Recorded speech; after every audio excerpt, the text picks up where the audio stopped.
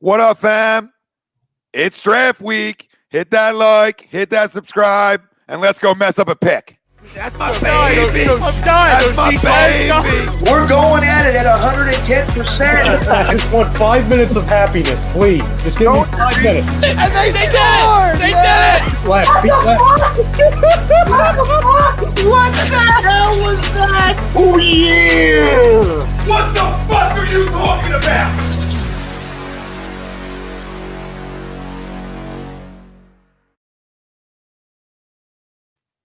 Hi, folks. Bob Mannery here. You're listening to A2D Radio, real sports talk radio for the fans, by the fans, no agenda. These guys are the best in the business. Hashtag it. No notes.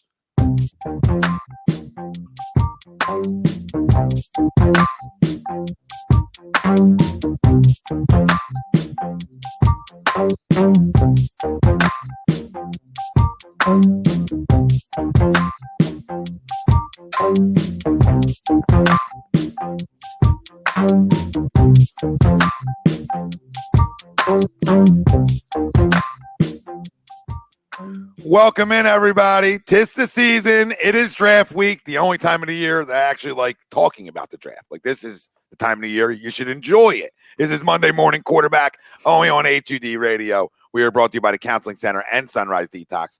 Many of us and our families deal with mental health and addiction issues. We are happy to support the Counseling Center and Sunrise Detox. If you need help, please call 856-651-8117. Tom Arnone, Ryan Brodo, the family out there joining us. What's happening, everybody? As I opened the little intro earlier on saying, "'Tis the season to mess up a pick." Howie season, Howie and Jeffrey season and miss a pick. Let's pray we don't do that this year. All right, for the first time in a while, let's pray we don't do that. We'll have Phillies Cardinals pregame. We'll do that right before first pitch. Adubo Herrera called up for the Phillies. You know, it's been a Bermuda Triangle in center field in terms of batting average, in terms of production and everything else. So let's hope it can give you a little jolt there. And hopefully Andrew McCutchen can figure it the hell out too, because I'm concerned about him. I'm concerned about this baseball team, but we'll talk about them later on the show. Concerned with the Sixers, another concerning team. I'm not necessarily concerned with them.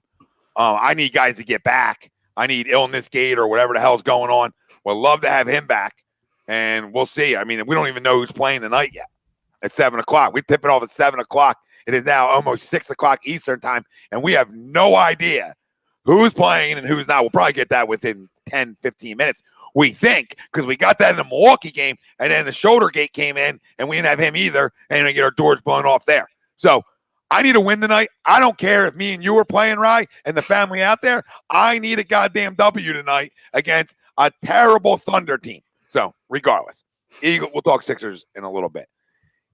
Eagles will give you a three-pick little mock draft for them, and maybe even 4. That's how we do. You know what I mean? We'll always like to add on. It's like a buffet. Add on. It's draft week, so now Tom wants to open presents. You know what I mean? Now Tom, hey, I want to open presents, guys. I'm here, right? Because I hate it all the rest of the time of the year. I want to win football games the rest of the time of the year. Now I need the hit. So we'll hit picks for you. We'll give you the latest Eagles draft rumors going on, and that ties into our poll question, which is brought to you by BodyCheckWellness.com. And you can use promo code A2D to get yourself 20% off at checkout. BodyCheck Wellness, a line of products promote wellness, balance, and recovery by using the full potential of hemp. They come in extracts, blends, gummies, and topicals. Use promo code A2D, 20% off at checkout. Our poll question for tonight's show: the Philadelphia Eagles should trade up into the top 10 in the first round. Agree or disagree? Let us know. Facebook, YouTube, Twitter, Twitch. That's where we're live. Everywhere you get your podcast, we're there as well. Hit that like, hit that subscribe. And we won't mess up a pick, but Howie will very shortly here. We talked about it before we came on. I disagree. And hear me out, people, because everybody goes, oh, my God, Tom, if so-and-so's there, you got to go get him. I got you. They're not going to trade back up in my eyes for the player that I would want or that we would want. They would trade up to go get a quarterback. I got no time. First of all, I don't have time to get arrested. Okay, and I already made it very clear that if they draft a quarterback at any point in the first 3 to 4 rounds of this draft, you will see me at the NovaCare complex. And there I am. All right, they're going to have to escort me out of there because there's zero time for another quarterback because that's your fault. Any other year, I'm saying, oh, yeah, I love quarterback. We know what quarterbacks are and how important they are. No. You drafted him 53rd overall last year. You're going to want to play 17 games. Okay, Mr. Competition? You're going to make him play 17 games because if you won a competition, you could have kept Carson Wentz. So I disagree because I think they're going to go back up there for one. And I think I speak for a lot of us that we have zero time for that. Now, if they were going back up for the player of my choice, if a Parsons, Smith, Surtain, whatever, yeah, sign me up. I absolutely agree. Get back up there. You don't have to give up that first round pick like we were talking about before. You probably just have to give up, some other things. But I don't think that would be the reason they go up there. And we talked about it right before too, right? Is that there's a lot of other talent in this draft besides quarterback, and a lot of teams are going quarterback in that top 10, which means there is going to be one of the 5 players that you like at 12. There will be. And at this point, and I hate to say this, you traded back out from 6 to 12, and I like it because you got the first, right? But now, hold on. If you really like somebody that much to go back again, then why don't you just stay at 6? If you like somebody so much again to go back in the top 10, then why don't you say 6? Because if somebody's that good that you're going to go back there for, you could have got it at 6. You see, it's easy money. But somebody's going to be there. Surtain, Smith, Parsons, Waddle, whatever, whoever you want to throw in the 5 hole, right? Somebody's going to be there. And I hope, and I want to hear anybody's reasoning though, because I know there's people saying agree because you think they're going to go back into the top 10 and draft a player of your liking, or you think they're going to go back in the top 10 to draft a quarterback. Because if that's the reason anybody's thinking out there, stop drinking the Kool-Aid for 5 seconds. Put it down, because I'm Mr. Tommy Kool-Aid. Put the Kool-Aid down. You're letting them get away with all the shit that they just did. Everything, don't forget this on draft night. Everything that they've done, they did to themselves. Not us. We didn't clamor for another quarterback in the draft last year. We didn't do any of that. We didn't tell you to trade the other guy and take a $32 million dead cap hit. We didn't tell you then that you're going to make the other quarterback compete against Joe Flacco. What? Should have just kept Carson Wentz then if you want competition. We didn't tell you rock, paper, scissors. We didn't do any of this that leading up to Thursday night. None of it. So you don't have the right to do what you did to us last year again this year. And that would be drafting any quarterback outside of Trevor Lawrence. Period. End of story. So if you go back up there, right, fine. But it better be for a fucking pimp, and you can't miss. And if you stay at 12, that better be a pimp too.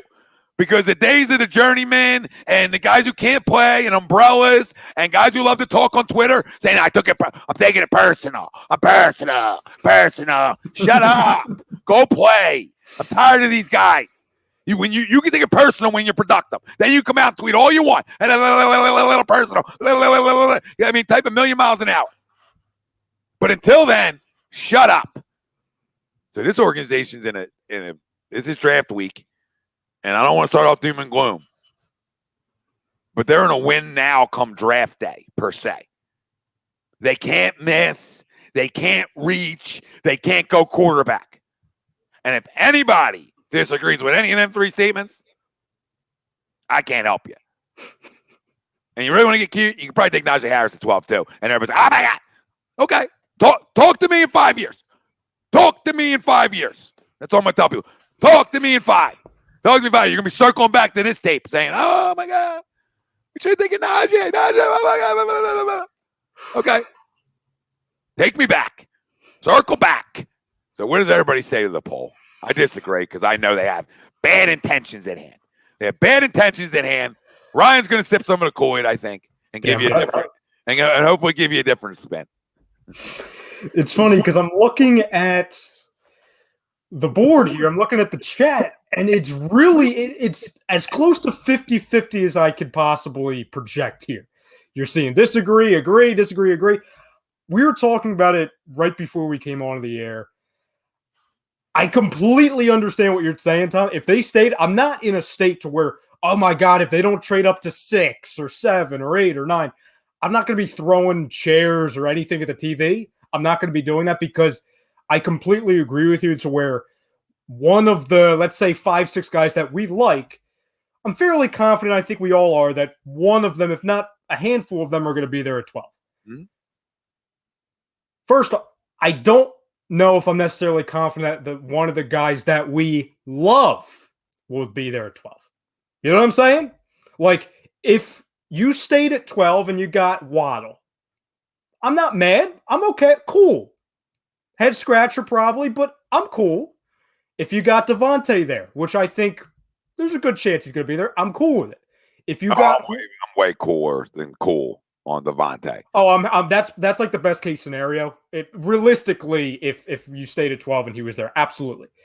If you got Horn there, I have questions, but I'm not furious. You know what I mean? I know you don't necessarily believe he's a top 12 guy, right? Nope. And people are going to tell me. Okay. If Surtain was off the board and DeVonta was off the board, would you rather have Waddle or Horn? I'll ask you that.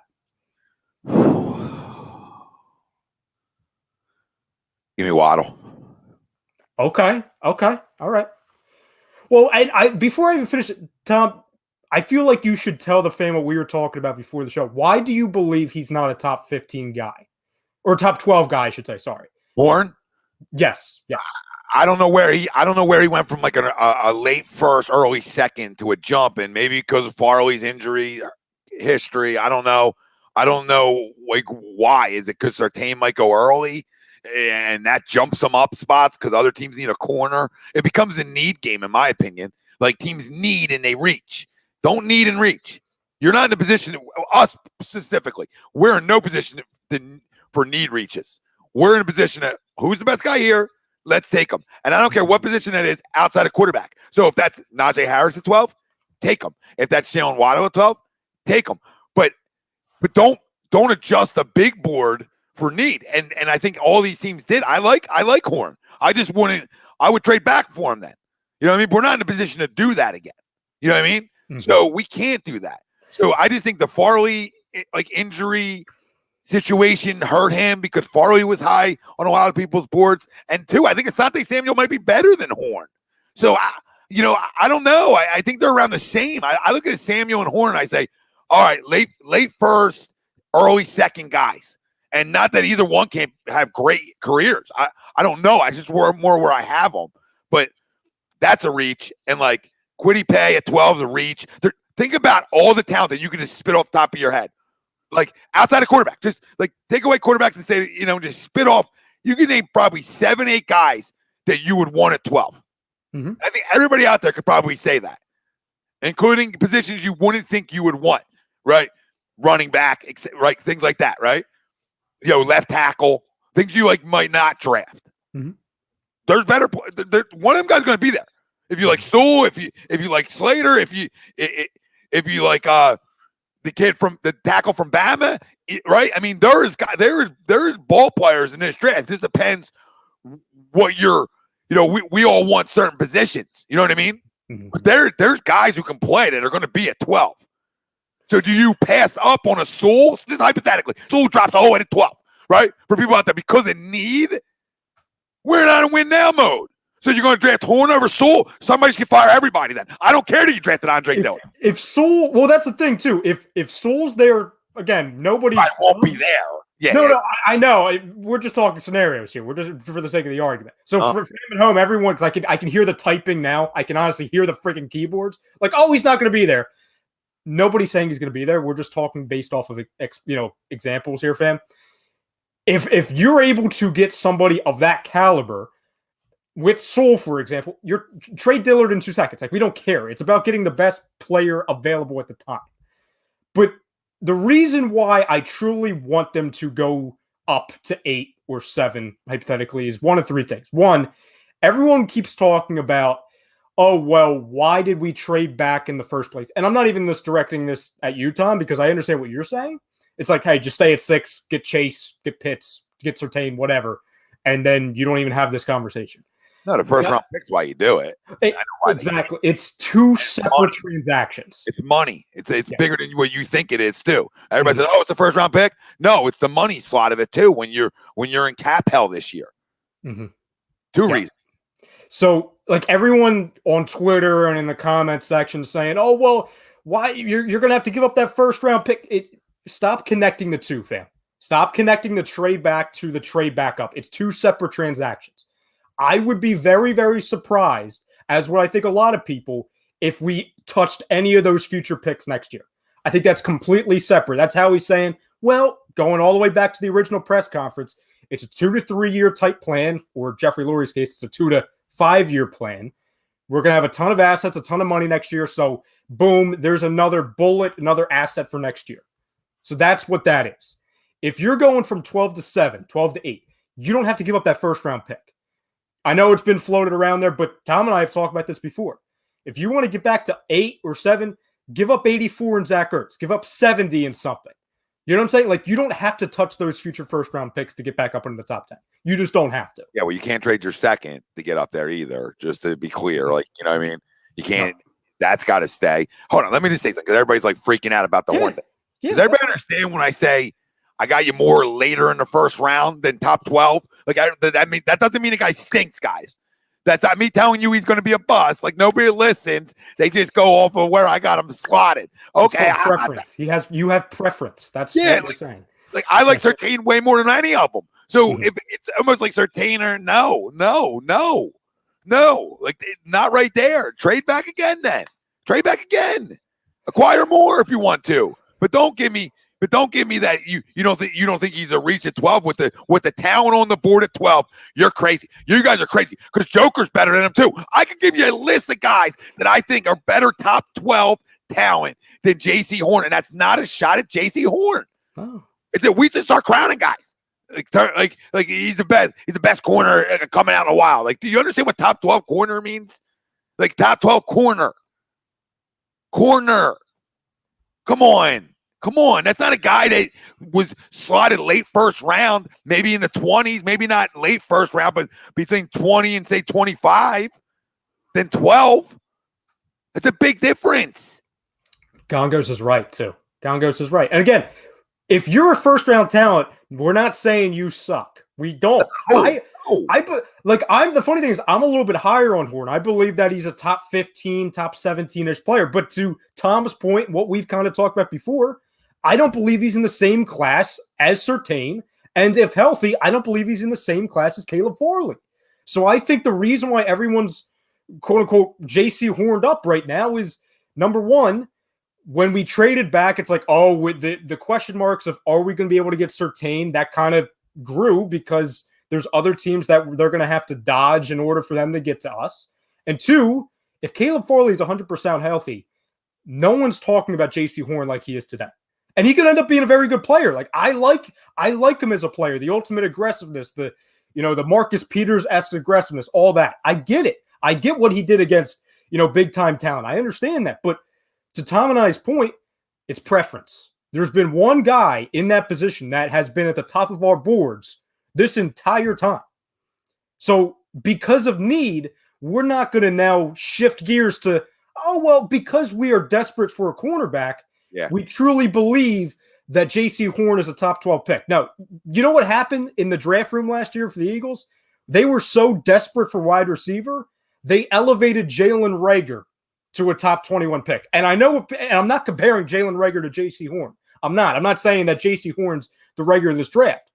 But I just feel like some people elevate certain players based off of immediate and desperate need. Does that make sense? Because we're all talking Surtain now. People don't think we can get him. Mm-hmm. And now it's like, whoa, J.C. Horn. Like, I'm not telling you the team's not going to take him in the top 12. I'm not telling you that. I'm telling you I got him more, again, I'll say like 18 to 25-ish. And I understand it's not a big difference. But it is, though. Because there's going to be somebody that's got a big-time talent there that's probably better than him. Mm-hmm. And you say the daddy traits. I get you. Patrick Surtain's got the daddy traits. His dad actually played the position. So, I mean.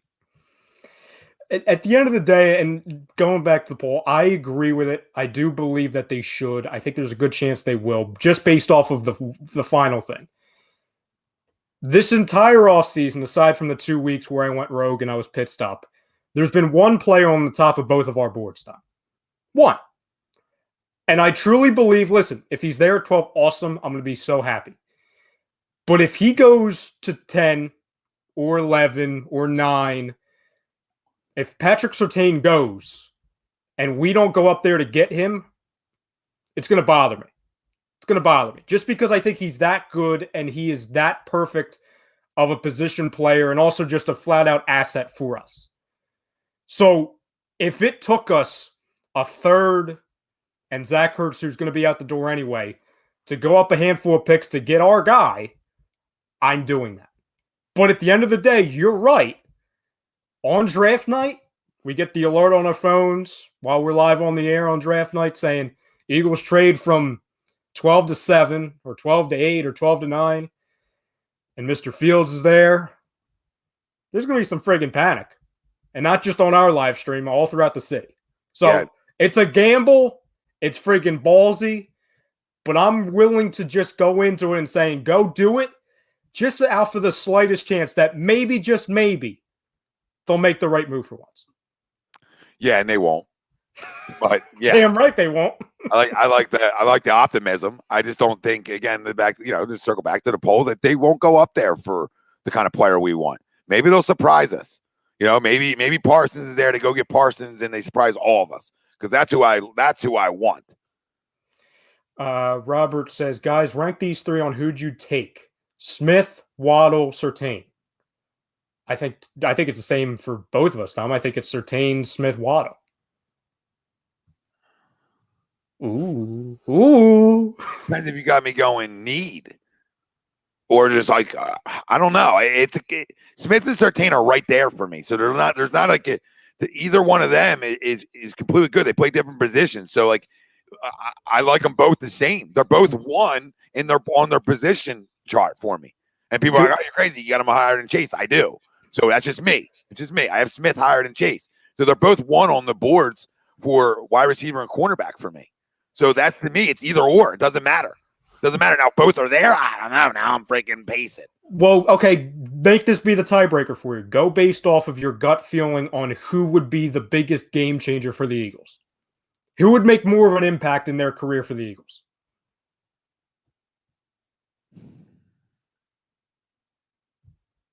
And that's also an extremely difficult question.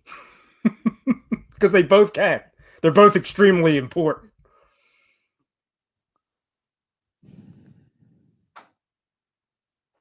I don't know. The way the way offense is sort of football around, it's like fight fire with water, Tom. Yeah, but some of it's like some things won't be as noticeable on the defensive side. I don't know.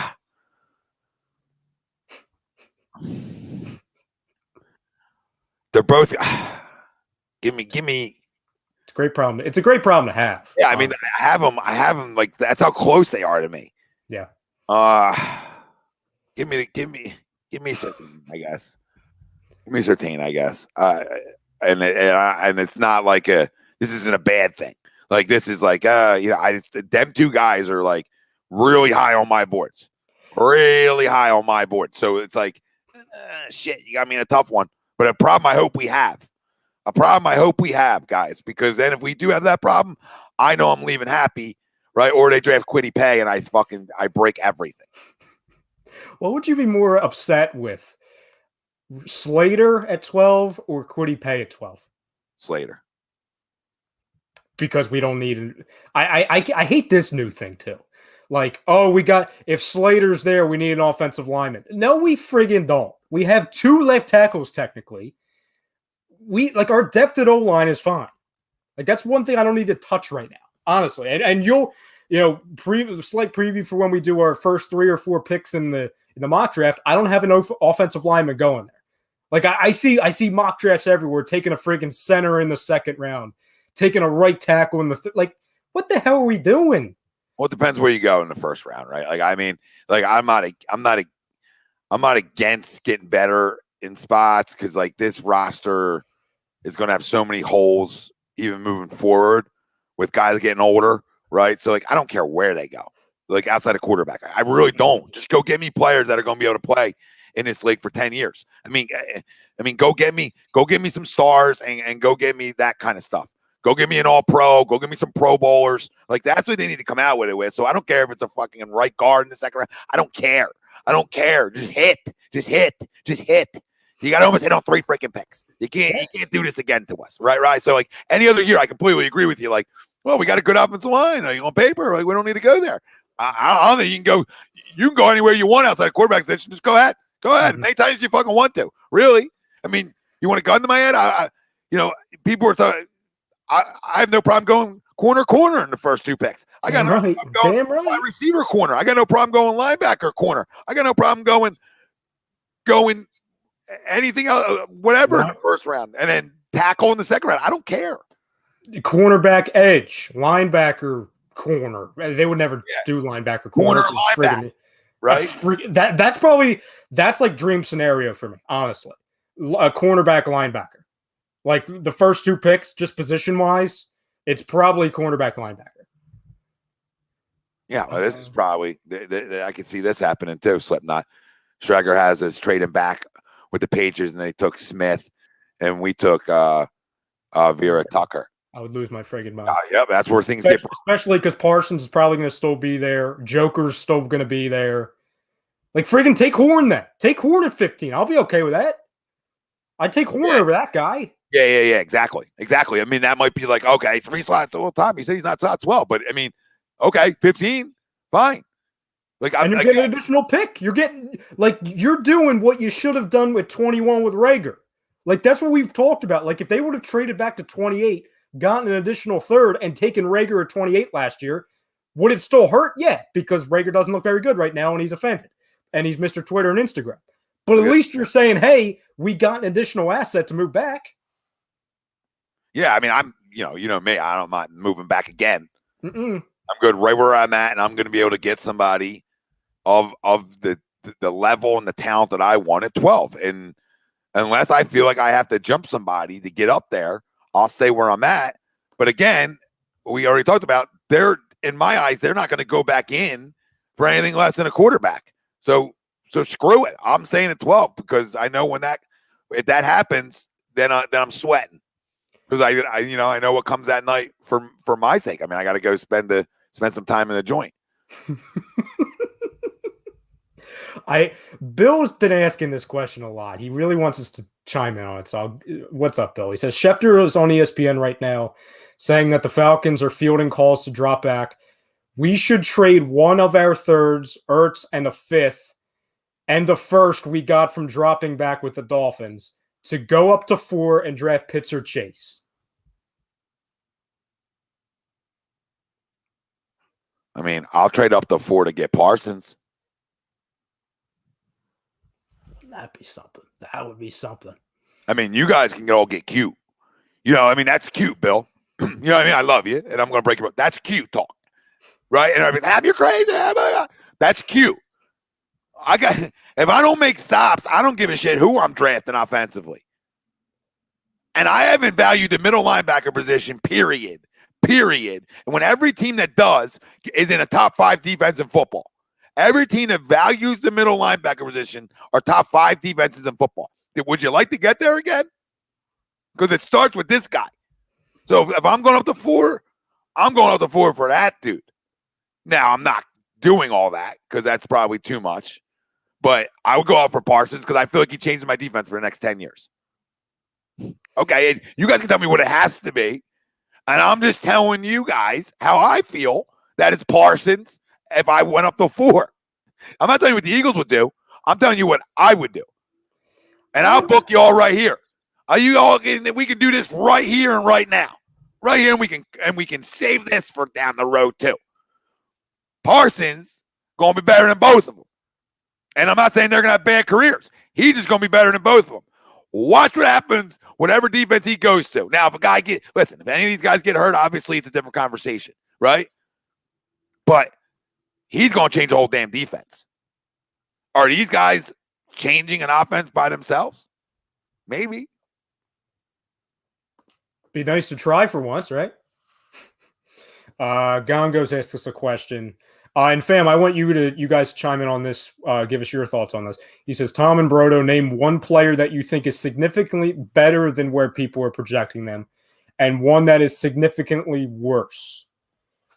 Ooh, let me look at the board here. That's a great question. So you're saying, Gongo, somebody that's projected in the friggin' teens or late 20s that we think is way higher, and then vice versa. I think Joker is higher than people haven't projected. I think he's a top 12er to me, and somebody who, where do I go? Where do I start? I think Lance, Jones, and Fields are all projected higher than they should be, and you can maybe make the case for Zach Wilson, but I'll say okay, there's always two quarterbacks that go early, so that's fine, right? But the other ones, stop it. They're not top. I'm saying they're not going to be. They can't be great quarterbacks in this league. I'm just telling you, not top 10 talents with the talent on the board and other positions, etc. They're not all three top 10ers. You want to talk to me about 12 and after? God forbid I say 12. No, really, I should say like 12, 13 and after. But they're my two guys. I think Joker's higher than people have them. Dude, when you hit people like that, you're higher than people have you. Okay, yeah, you're higher. You're higher. Not a lot of people like to hit like that anymore. You're higher, and then the quarterbacks are just they're a drop from where they are. Oh, that's a great question, Gongos. I would say the reach, the player that people were talking about way too much, that they have is going as high as friggin' 5. Rashawn Slater to me. Like the fact that people were honestly, like people of note, are talking about how they should be the Bengals or the Dolphins or the Panthers should take Rashawn Slater over Penei Sewell. Listen, Slater might end up being a really good player because I know he can move around. He can play guard. He can play right tackle, left tackle, all that stuff. That's great. I don't need somebody that could play a lot of good positions good. You know what I'm saying? Like, I don't need a Swiss Army knife. Penei Sewell from day one has been the guy. Why are we overthinking ourselves? Why? Because he doesn't tape good? Because he's young? Enough. Yeah, Enough. I don't even know what tape good means. Great point.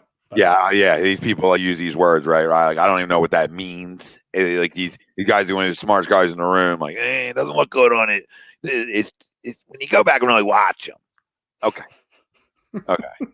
I mean, does he make a difference or no? Yeah. That's all I need. Kept Herbert up straight. That offense was pretty explosive. So I don't want to hear this shit. Watch the guy move. I think Wilson said it last night. He's like Jason Kelsey in the open field, except a left tackle, like the way he is out on screens and stuff. But whatever. I mean, I don't think we're even going that direction. So I'm not even gonna. We talked enough of him. And I'll give you two. The two players that I think are really dropping down, and honestly, the one should be a top 10 talent and go to bed. The other one I think should be way higher than he is. And I understand why the first one, Micah Parsons, isn't because of the off the field stuff. I get it, honestly. But he's a top 10 talent to me. He's a top 7 talent to me, honestly. People don't have him up that high? No, every mock Tom has them going to like freaking 17 to 22. Get out of here. Swear to God. Like this one I'm looking at has them going 17 to the Raiders. All right. I'm sold. I'm even more sold than I was before. You understand this, right? I'm even more sold than I was before. It's like a Warren Sapp, Randy Moss in this draft. What? Motherfuckers. God, this is going to make us go viral because 5 years from now, people are going to be like, where is? I knew somebody was telling me that he was going to be the Warren Sapp and Randy Moss in this draft. Well, here it is. Because if he's at 12 and you don't take Michael Parsons and Surtain and Smith, who I love to death, I'm taking Michael Parsons. And I'm not a Penn State fan, by the way. Don't give a rat's ass about Penn State. If you have not watched Rookie Welcome to the NFL, you need to do it. We said it the other week. And the other things is watch him play, pimp. Then you can go watch his combine or his pro day, pimp. and then go listen to the dude talk. Pimp. And if you like rock, paper, scissors and you thought that was cute, go listen to Parsons talk. Oh, man. Parsons would flip the freaking table over during rock, paper, scissors. You kidding me? Better not beat him. I mean, when I heard rock, paper, scissors, I said, oh, my God, Nick Sirianni. I mean, if he doesn't love Micah Parsons, he doesn't make the decisions. But if rock, paper, scissors doesn't like him, then we're playing the wrong game of rock, paper, scissors. So, and the other, what was that? Tom, I feel Ertz in a pick to the Colts. They're going to go give us another first rounder. See, Robert. God, right? You can answer that one. Well, I'll just say real quick because that's a good question from Robert. The player who's projected to be like a late first, early second guy that I think is easily a top 25, maybe top 20 player in the draft.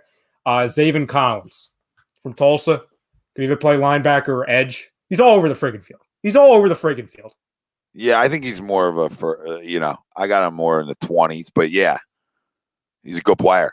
Like some people have him being available at 37. If he's available at 37, Howie, Jeffrey, Sirianni, take Zaven freaking Collins, please. If you end up with Surtain Jaylen Collins, oh my God. Yeah. Oh my damn. I'm extremely happy. No, Robert, they're all my three guys, man. I mean, you guys are, this is where it gets messed up. Like, they're my three guys. And I believe one of them three is going to be there at 12. Just a gut feeling that one of the three are going to be there at 12. Maybe some hope, but a gut feeling because they're all top 10. To me, they're all top 10 talents in this draft. They're all top 10. If you don't value all these quarterbacks as high as I do, they're all top 10. So I'm extremely happy. And taking them over them, yes, because it's about time I value a position of importance. I cannot continue to run from the middle linebacker position. Like, these kind of guys don't just grow on trees. I mean, his on-field production, etc., does not grow on trees. Look at the Tampa Bay Buccaneers and look at the Pittsburgh Steelers. Because they both went and drafted young linebackers over the last 2-3 years. And both their defenses jumped into a top 5, top 10 defense real quick. Because Pittsburgh defense was shit for a minute. Their offense was great, but their defense was not good. Okay? And as soon as they went out and addressed that in the first round, it got better. To your point, though, Tom, with the run of quarterbacks either taken by the teams already in the top 10, top 9, for example, either based off of that or teams coming from the back, like Patriots or the Raiders or Washington or the Bears, I would be shocked. And I don't like using that word on draft night just because there's so many moving pieces and no one really knows. I would be shocked if not two of those three players that was up a second ago, Parsons, Surtain, and Smith, if all three of them were gone by 12, I would be shocked. Just because the quarterbacks are going to push everything back. Yeah. And then again, if Slater ends up going in the top 10 along with Sewell, that's going to push it back. You know what I'm saying? Like, there's a legitimate shot that 5 quarterbacks are taken in the top 10. The 2 tackles, Chase, Pitts, a corner. You know what I'm saying? Like, there's going to be people there. And I'm not even throwing in an edge or a reach. Like, I'm just talking about, hey, if the teams are doing their jobs correctly, there's always at least 1 or 2 teams that takes a player that shouldn't be in the top 10. Oh yeah, there's going to be reaches. It happens every single year, and I think Sam just wants to. He's just in disagree mode today. Saying 8. Yeah, he's disagree mode. Oh, listen, we're not saying Fitzpatrick didn't help him. I'm not saying TJ Watt didn't help it.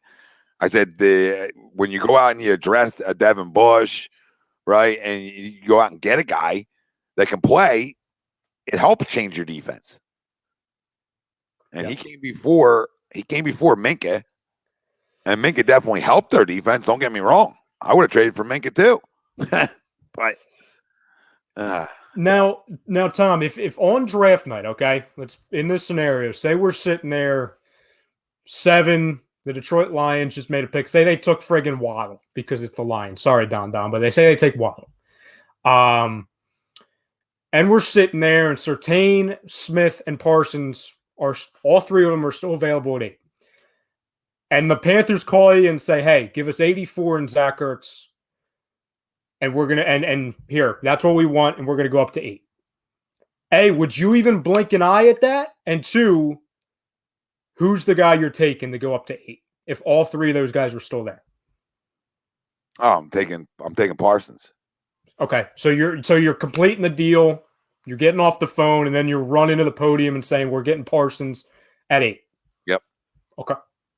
And I love the other 2 too. And I'll be more than happy with both of them as well. And I would be ecstatic with that, while also being a guy who, like I said a few moments ago, I love Surtain. I've always wanted Surtain. But for anyone that would have an issue with that, I think people need to understand that even though we would love to, kind of address a big need, even though we don't necessarily want to just value needs and say, okay, cornerback, get it out of the way, now let's move on. There's other options in the second round that we can address corner that, hey, they're not good. They're not as good as Surtain, for example, but they're pretty freaking damn good. Like you talked about, Tom. Asante Samuel is there. You've got Eric Stokes there. I like Eric Stokes too. Yeah, right. I don't like. It doesn't matter either. Like if they went up and traded to 8, they can take Smith, Parsons, Surtain, and I'm happy as a pig in shit. So you know what I mean? They're my 3 favorite guys. So you guys, the question keeps being asked about my 3 favorite guys. I want to keep reiterating, like I love Patrick Surtain. It's a can't miss. I love DeVonta Smith. I can't miss. I love Micah Parsons. Can't miss. It's just, the more and more Parsons has jumped for me, and not the need of it, just that you cannot continue to not address it. Like, show me a change. Show me you're different. And again, if they went Surtain, I'm running. I'm running around. I'm having a Chuck's reaction. They go Smith, I'm having a Chuck's reaction. Uh-oh. Yeah, you know what I mean? But them 3 guys, I'm having that type of reaction. I'm having a big time excited. I'm excited. Let's go. You know what I mean? Here we are. Now, I'll give you an off-the-wall thing. They complete that trade, 84 and Ertz, move up to 8. They run to the podium, and you hear Mr. Goodell say, with the 8th overall pick in the 2021 NFL Draft, the Philadelphia Eagles select Penei Sewell. What's your reaction?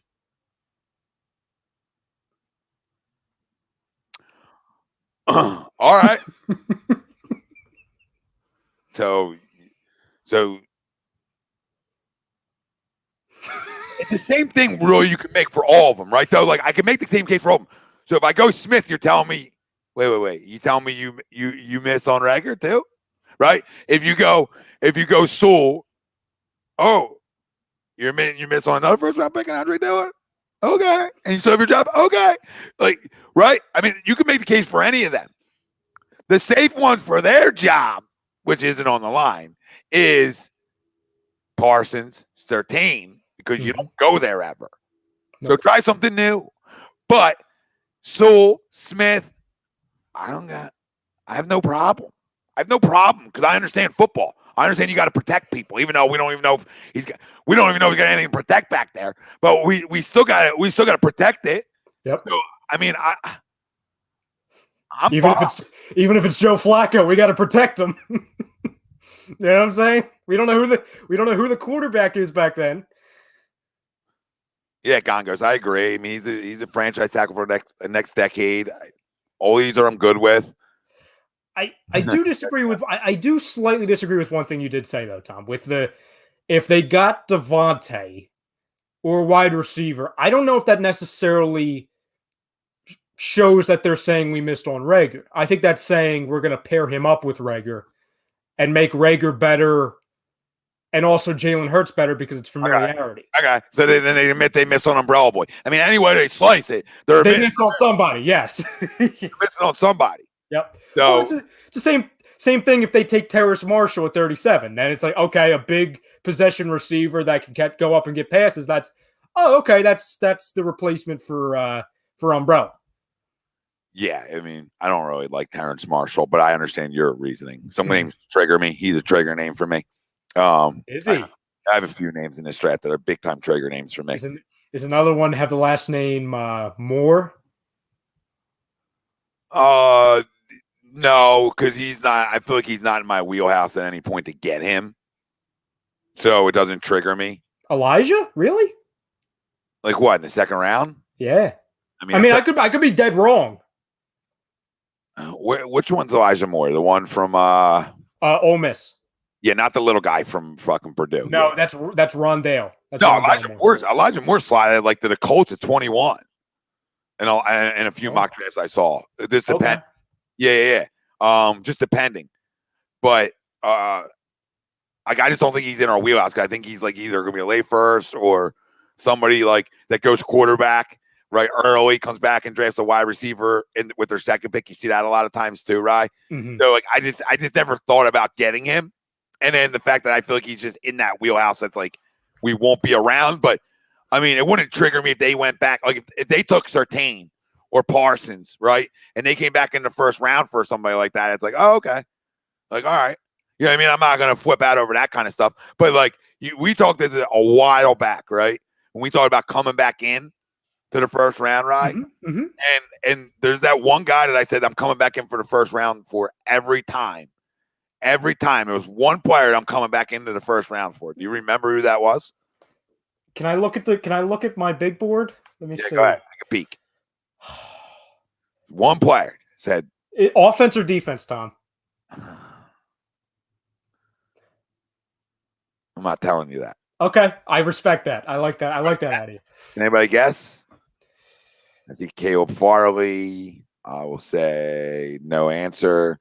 Davion Collins, no answer. I think it's either. No answer. I think the three guys. I'm probably gonna be dead wrong. I think it's either Jalen Phillips, Najee Harris, or Rashad Bateman. Jalen Phillips is an interesting one. No, it's not. Rashad Bateman, no. I like Bateman, but no. I mean, maybe. I don't know. I'm not gonna be against it. I feel like I'm selling you now. Yeah, I'm like, oh, okay, maybe there's two. No, it was Najee. It was Najee. Maybe three. Yeah. That was the one guy. Like no matter what, I see a lot of people guessing it. That's the one guy. No matter what, I'll come back in for, and I want to. Like I almost want to demand it. I want to get a petition going that you have to trade back into the first round for Najee Harris because I think a 1-2 punch of Najee Harris and Miles Sanders is electric. And if you want to be an explosive offense and you want to do the things that you want to do, that's the way you can do it. And if you can leave this draft with Parsons or first round Parsons and Najee or Surtain and Najee or whatever Najee, I'm excited. I'll be extremely excited about the direction. I feel like it's like draft day. Like we're back. You and I are on very similar wavelengths. You'll see in a few minutes when we get to our top 4 picks. You and I are thinking very much alike right now. We're just a little different. You'll see. But Tom, if they ended up with friggin' Surtain and Najee, hell, even if they ended up with Horn and Najee, how satisfied are you? Because it's kind of like you're getting something you love, but then it's almost like you got to deal with the reach-ish type pick in Horn. Maybe you can trade back 3 or 4 spots, acquire some other things, right? Take JC Horn there, then use some other things to get back up into the first round, give up your second round pick, get into the first round, get Najee. I leave that draft happy. And so if you ended up with pick, I don't leave that draft mad, not at all. If you ended up with pick, let's say 16, draft Horn, then you move back up to 23, 24, and you get Najee. No, I love it. I'm good. I just don't take Horn there and nobody's listening to me because there's going to be other players better than him there. That's the difference. Nobody wants to listen. They're telling me he's not our age. I'm telling you he is when there's other players that are better. I can make a case that Najee Harris is a better talent than J.C. Horn, and that's not a shot at J.C. Horn. No. I mean, Najee Harris is going to have his fingerprints more on football games than J.C. Horn would, per se. I think all you're saying, Tom, is that there are a handful of transcendent type talents in this draft, and maybe a couple might even slide to 12. Mm-hmm. And J.C. Horn, he can end up being very good, but he doesn't look to us right now as one of those transcendent talents. That's, I think, all you're saying, Tom, right? Yeah. Jacob, everybody. Would you trade any other Eagles players on draft night besides Everybody. Yeah, I don't think there's anybody that's really safe. Empty the cupboard. You know what I mean? I'm like, I empty the cupboard at this point because this is a restart, man. And anybody who doesn't take this as a restart, they're crazy. But, I mean, no, they're not going to trade everybody like that. No, I mean, I can see Brandon Brooks maybe being dangled. Yeah. You know, I could see, and obviously the Ertz situation, but I can definitely see Brandon Brooks being dangled a little bit. And it depends how aggressive they want to be. Like, if you want to start off being young, you have the opportunity to definitely leave here with 2 first-round picks and other things. So we'll see what they decide to do. I mean, it's going to be interesting. Is there any chance, because everyone's talking, and I buy into it a little bit. I don't think it's outlandish. Everyone's saying, oh, Diller's going to get traded. He's going to get traded. He's going to get traded. Is there any chance that they pull a 180 and they trade a left tackle, but it's Mailata? Now, you're not going to be able to get return for him, but it's like, okay, we're going to trade the guy who showed he can be a starter, but we have a 7th round asset into him. Yeah, I just don't trade either or of them. I mean, if you love competition so much, then you have them both under contract. Let's see who beats who out. I mean, I agree. I mean, rock, paper, scissors. No, I want to see it on the field. Like the Zoom meetings are great, but if you're making decisions based off Zoom meetings, you're a fucking idiot. So, I mean, let's see it on the field. And no, in a position where I've seen so many injuries last year, I'm not touching that. Them two, because they're both young, but like a Brooks, I mean, I'm not trading Lane this year. I can't trade Lane. I just can't do that to myself yet. I don't really, unless the return is really good, I don't think I'm going to trade Fletcher. I would rather wait until next year for that. Yeah, like if you gave me a first for Lane. Oh yeah. You give me a first for Lane. I mean, where do I sign up? I missed a lot of football games, and he's only getting older. And I love Lane, but I would have to do it for the benefit of my football team moving forward. Yeah, and then I would throw Driscoll into the fire, and maybe I'll draft a left tackle later or whatever. Just because I do believe Driscoll would be able to handle it serviceably in a year where you really aren't expecting to win much. Well, you better hope the quarterback can throw it, AK Eagles, for him to have a breakout year. So, and I hope you're right, because you're trading a guy who's 29, 30 years old. He's not old when it comes to the tight end position.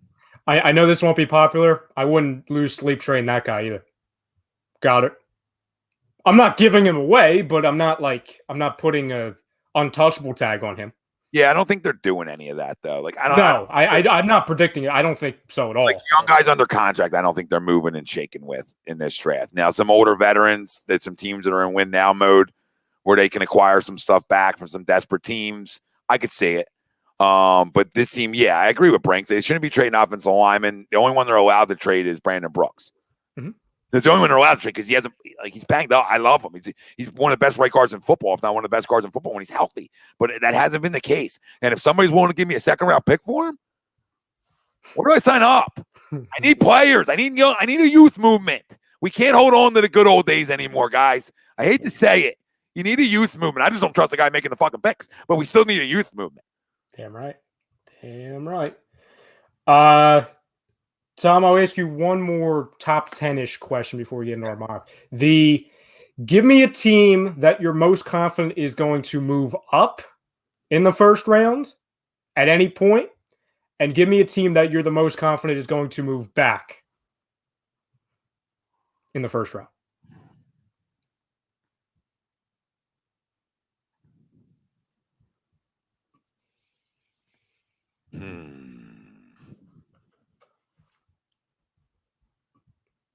Patriots. Move up? Okay. He's been moving and shaking all offseason. So I think he's going to get his hands dirty somewhere. And I don't know what for. Like, I'm not telling you that's for a quarterback. It could be for a million things. Really. It could be for freaking DeVonta. Who knows? Yeah, it could be for Parsons. Yeah. Parsons, DeVonta, Chase, Pitts. I don't know. Because I don't pay attention enough to who's going up or back, but I would say them as a good one. And then back, I know like Atlanta's a hot one today. I don't even want to go with Atlanta. Give me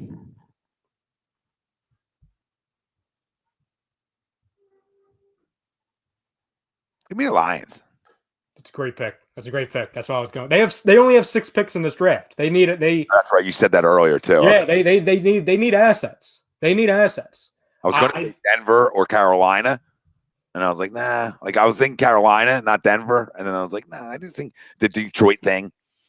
Yeah, I think the only way. I think if Jamar Chase is there, the Lions probably don't move back just because they need somebody, and Jamar Chase is that guy to me. But if he's gone, let's say if he's taken 6 or 5 or even 4, especially with the Julio Jones rumors, like, and their guy isn't available at 7, they would definitely move back. As far as moving up, I'll give you an off the wall one just to be fun with this. I'll go Washington. I think if a quarterback drops, I can't. There's no way. Okay, and I'm an Eagles fan, so I'm rooting for them to be idiots. I am. I'm not hoping for this. But if there's if Fields is there, if freaking Lance is there, I can't see why they would say that again. They go back to the Ohio State quarterback though. All right, maybe not Fields. maybe not Fields. Maybe not Fields. That's not saying all Ohio State quarterbacks are always going to be equal. I'm just saying like their situation. Yeah. Can they go back there? That might be a fucking nightmare. The fan base. If Trey Lance is available, like, are you really going to stay there and be like, I'm cool with Fitzpatrick?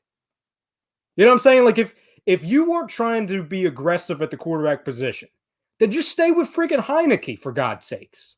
Trey Lance would make sense because he's going to stink. So, and they're going to need and listen, that would make sense also because you don't need to play him right away. Like, you can do the Fitzpatrick. Okay, let's figure out whatever the hell he's going to do this year, and then kind of the same role the Dolphins were in last year. You know what I'm saying? They had Fitzpatrick, but they got Tua.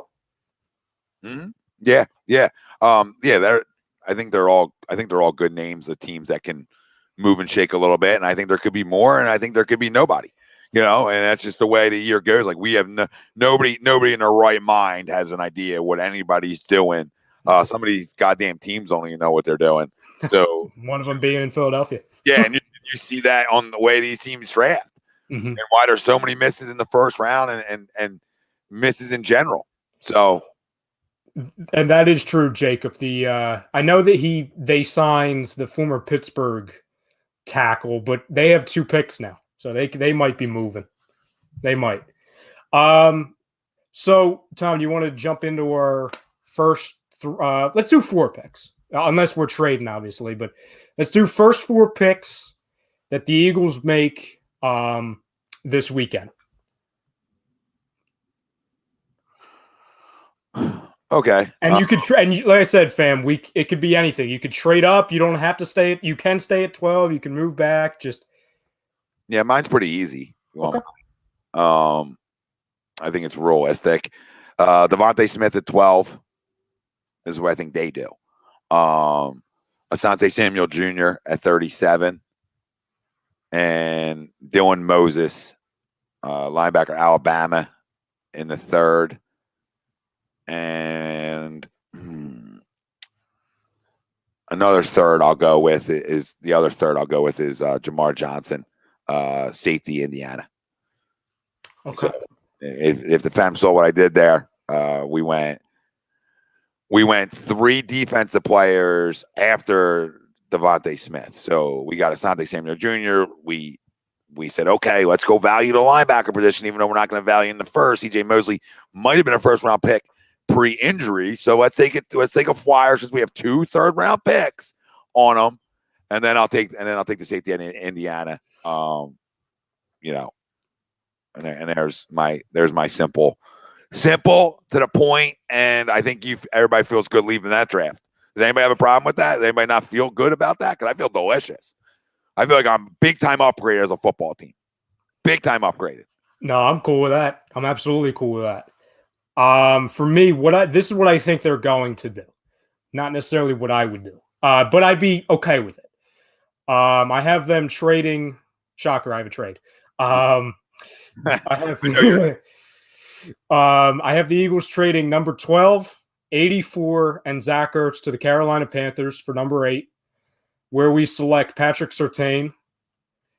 Then at 37, don't love it, but I think they're going to do this. They draft wide receiver from LSU, Terrace Marshall. Fuck that. At 70, I have them drafting also from LSU. Want to guess, Tom? Defense. Cox. Jabril Cox, linebacker, LSU. Yeah, if he falls. Shit, if he falls all the way down there. Yeah. If not, I would like Bolton, Moses, both of them. I would Surratt. I like. There's a lot of linebackers I would love at 70. Yeah, I'm Cox. I just don't think he plays middle, right? From my understanding, he could play everywhere. I know he's not as. What's the correct word? No, maybe he can't play middle. I got to look at it. I'm pretty sure he can play everywhere, though, Tom. And then at 123, which would be their fourth pick, I have them taking Patrick Jones, the edge rusher. But if we're going based off of what we would do, Tom, I'll give you this and tell me if you would love this. So trade up to 8, take Patrick Surtain. Then at 37, this is where I say you and I were similar. You draft Javonte Williams, running back.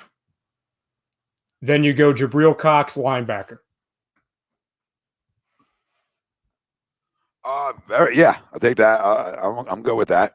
I'm extremely good with that. I feel really good with that draft too.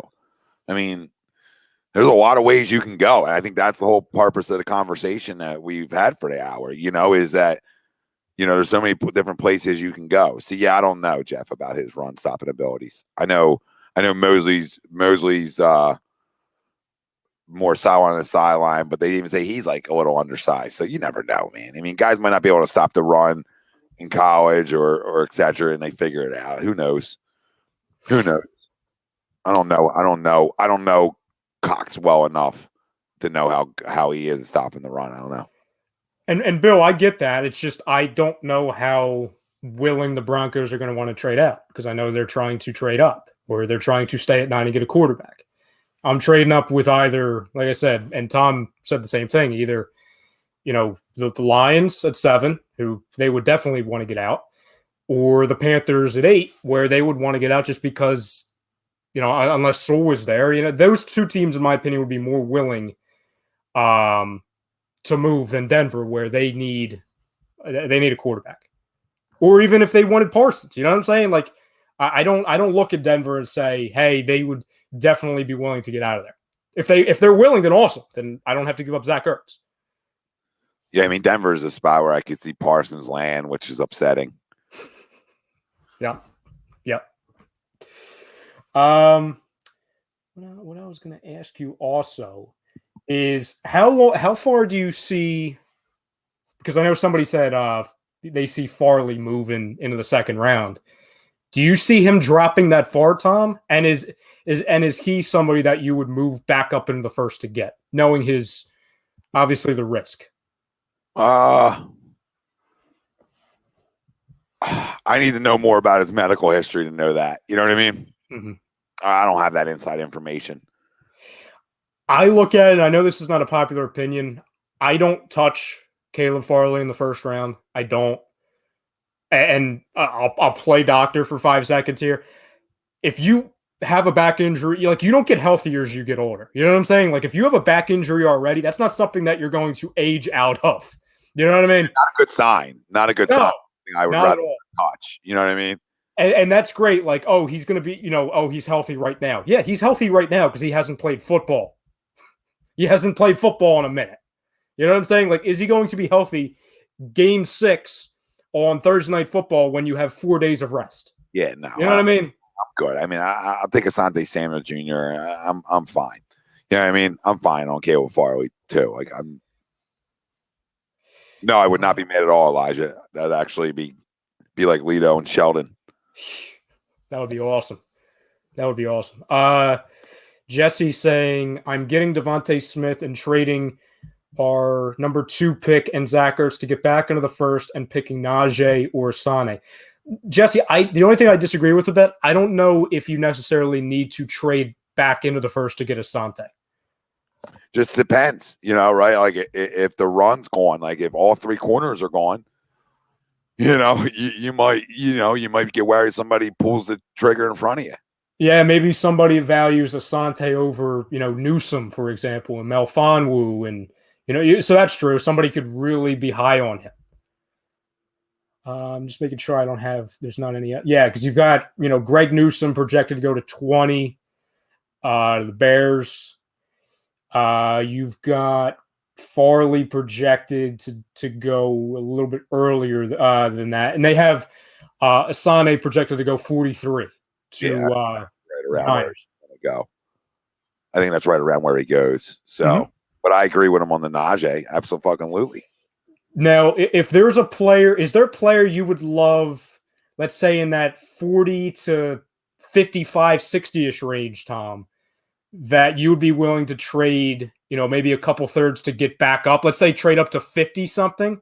Is there a player that you're looking at like, oh, well, you don't necessarily value him at 37, but you don't think he's getting there to 70 that you would move for? Maybe like Jabril, like you talked about, like, oh, if he drops or somebody like that. Honestly, it'd be Dylan Moses, because I don't know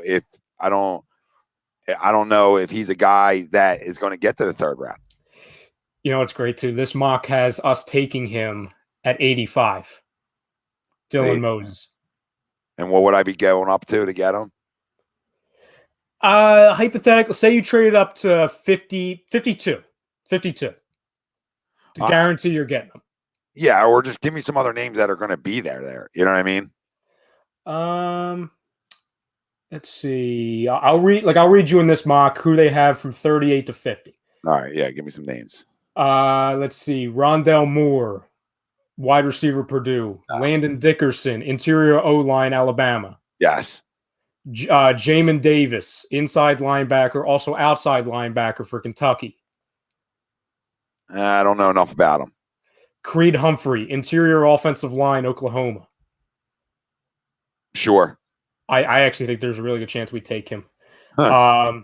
Joseph Asai, outside linebacker, Texas. Sure.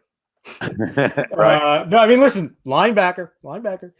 Carlos Basham Jr., edge rusher, Wake Forest. Yeah, I mean, like these guys in these rounds, I'm not as. There's some names, you know what I mean. Let's see, Asante Samuel Jr., cornerback, Florida State. Yeah, like if they went somewhere else at 37 and came back up for Asante, that's a great decision. Oh, you'll love this. You'll love saying this guy's name every Sunday, Tom, on game day. Levi Onwuzurike, defensive line, Washington. Yeah, I'll stay away from Washington, but yeah. I was gonna say, I thought you were gonna say I'm gonna stay away from him because of his name. Let's see, Pat Frymuth, tight end, Penn State. Sure. Ooh, I'm surprised by that. Davion Nixon, defensive line, Iowa. No. Eric Stokes, cornerback, Georgia. Yes. I like Stokes. Yeah, I would take him at 37 if certain guys fell. Or I'm sorry, if certain guys weren't there. Let's see. Like the first two rounds, it's like, You know what I mean? After that 37 pick, it's like, okay, I know for a fact you'll do this one, Tom. Kellen Mond, cornerback, Texas A&M. Absolutely not. Chris Sims would, but I'm not. He would take Kellen Mond at 12 if it was Chris Sims. Dickerson's the one, I believe he tore his ACL in the bowl game, I believe, the Alabama guy. Okay, that's right, yeah. Let's see. The Black Line says, with a name like Basham, you'd expect them to be good at football. Yeah. Tom and I are name guys, right, Tom? Yeah. If it rolls off the tongue, that means you're you're probably going to hit pretty good. What is it? Jonah? Would you guys be okay with Slater at 12? No. If I would trade back to 20 before I took Slater at 12. Yeah, I got no time for that. No time for that. I think I know the answer to this, Tom. Would you be more angry if we took Slater or Fields at 12. Fields. Okay. I just clarifying. I figured that. Gongos, his first 3 picks. He has Micah Parsons.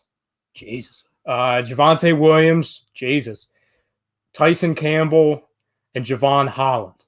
That's amazing. Friggin' linebacker, running back, cornerback, safety.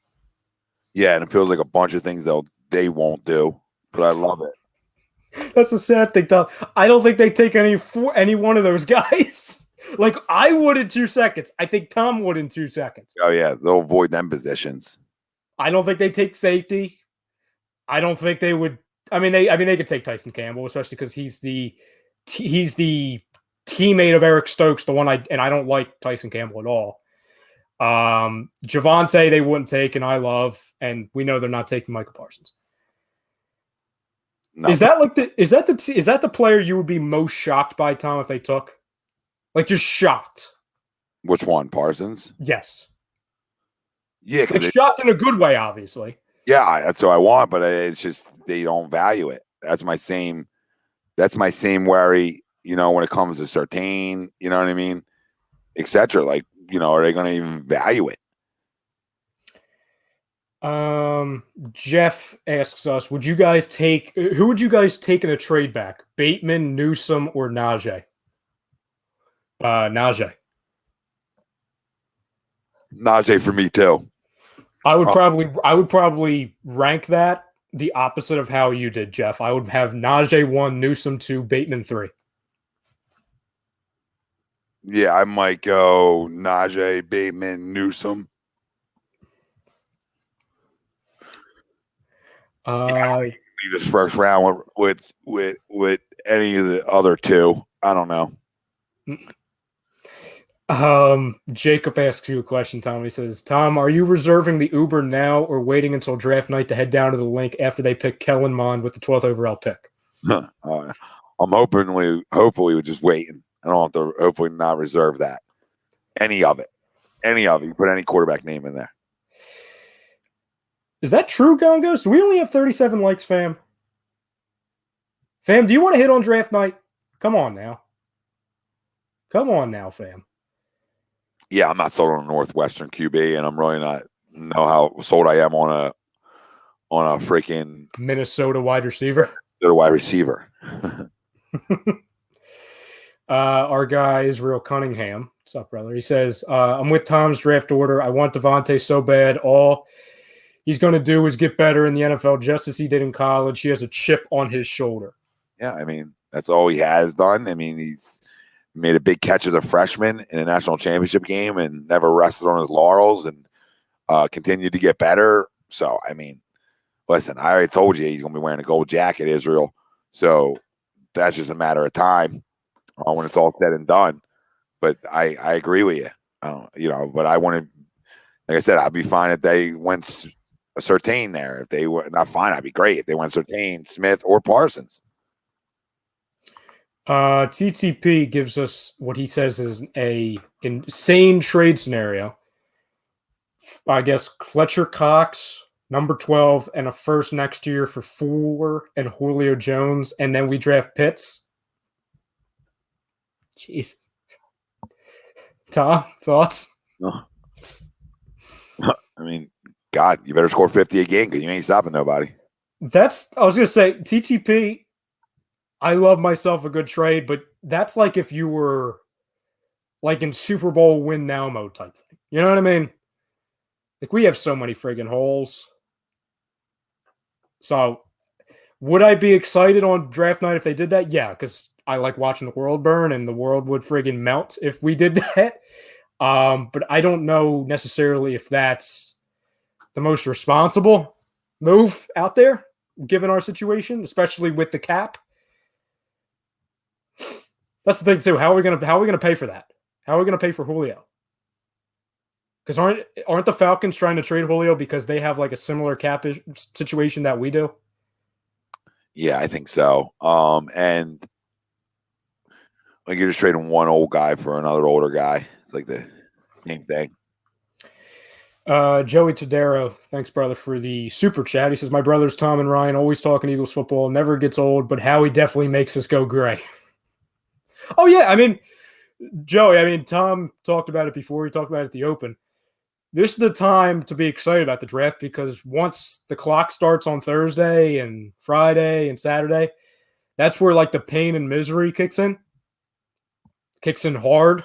Yeah, it's coming. It's like the next. Thanks for the super chat, brother. Yeah, much appreciated. It's like this is next 72 hours is like the excitement. It's like you said, Thomas, the kid on Christmas type thing. Then Christmas arrives and you get friggin' socks. Yeah, it's exactly what it is. I mean, I can't wait to get that. Can't wait to get that the new PlayStation, whatever, Xbox, and here I am with a fucking, crayons. You're hoping for the PS5 and you end up getting the PS2. Yeah, you get a hand me down. Yeah, it's like, I thought you wanted the PlayStation. It's like, no, I want the PS5, not the one from 10 years ago, 15 years ago. Let's see. Tom, unless you have anything else regarding, and fam, we can always circle back. So if you have any other questions for us for draft, but I wanted to ask you, Tom, as far as the Sixers, and we did see it is official. Ben is playing tonight, right? Yeah, he's playing. How concerned are you, along with the fam? Like, how concerned are you guys based off of this last, let's say, week, on a scale from 1 to 10? 2. Thank you. I'm like at a 3. Yeah, I'm not. I can't judge this team without all their guys playing. No. You can say, oh well, the Nets have guys out. And say, okay, it's different. We played really good together, and you can see how much our defense changes without Ben. So I'm not going to put too much stock. And we're missing Tobias. Like we're not good enough to be missing those types of guys. No, and I think we're in the state in this season, Tom, that like for me, just get me the friggin' playoffs.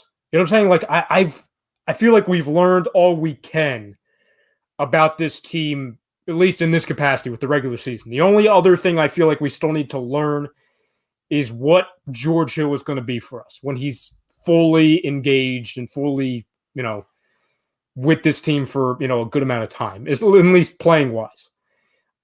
But to your point, we're not going to learn anything more. We're not going to figure out how good of a shot they have to get to the Eastern Finals or the second round until we see this team against whoever they're going to play in the first round. Or until we see a team that's actually built the way it's supposed to, not with Joel not playing and Tobias out for 5 straight games or Ben out for 5 straight games.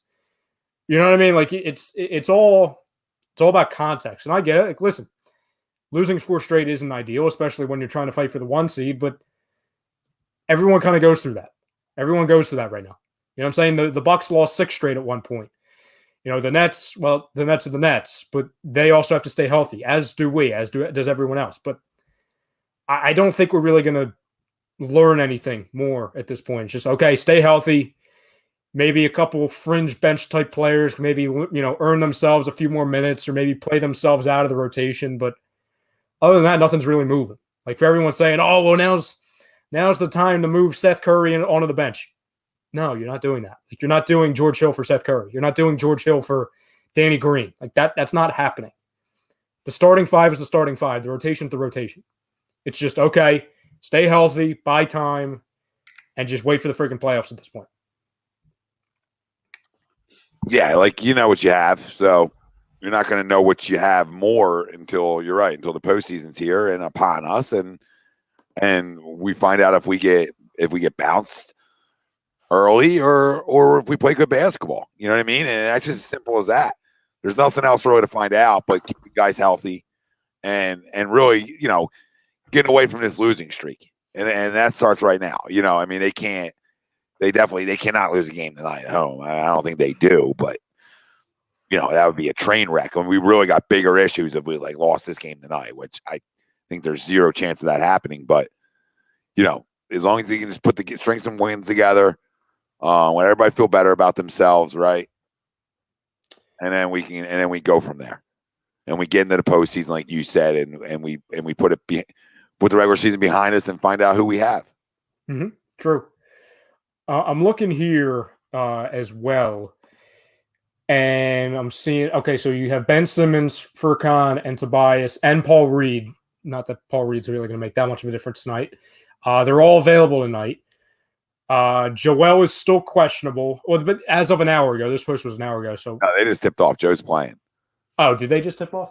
Yeah, Wow, Joe's playing. The starting lineup is Joe, Ben, Furkan, Tobias, Seth, and Danny Green gets a night off. Wow, look at me. I'm locked in. Completely lost track of time here. Let me switch over to the game. That's fun. And a Furkan 3 or 2, and they marked it as a 2. Good dish by Ben, actually. So good sign. But yeah, you can't judge this team when out these guys playing. The only game that I have a major problem with is the Warriors game. I can't lose that game. So the rest of them, it is what it is.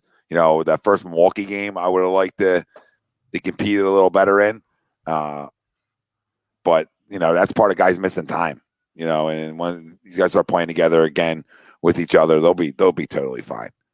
Yeah, I agree with you. Do you? I mean, we hate. Oh, there you go, Ben. Or did they just call an offensive foul, or is that an N1? Nah, they called it early.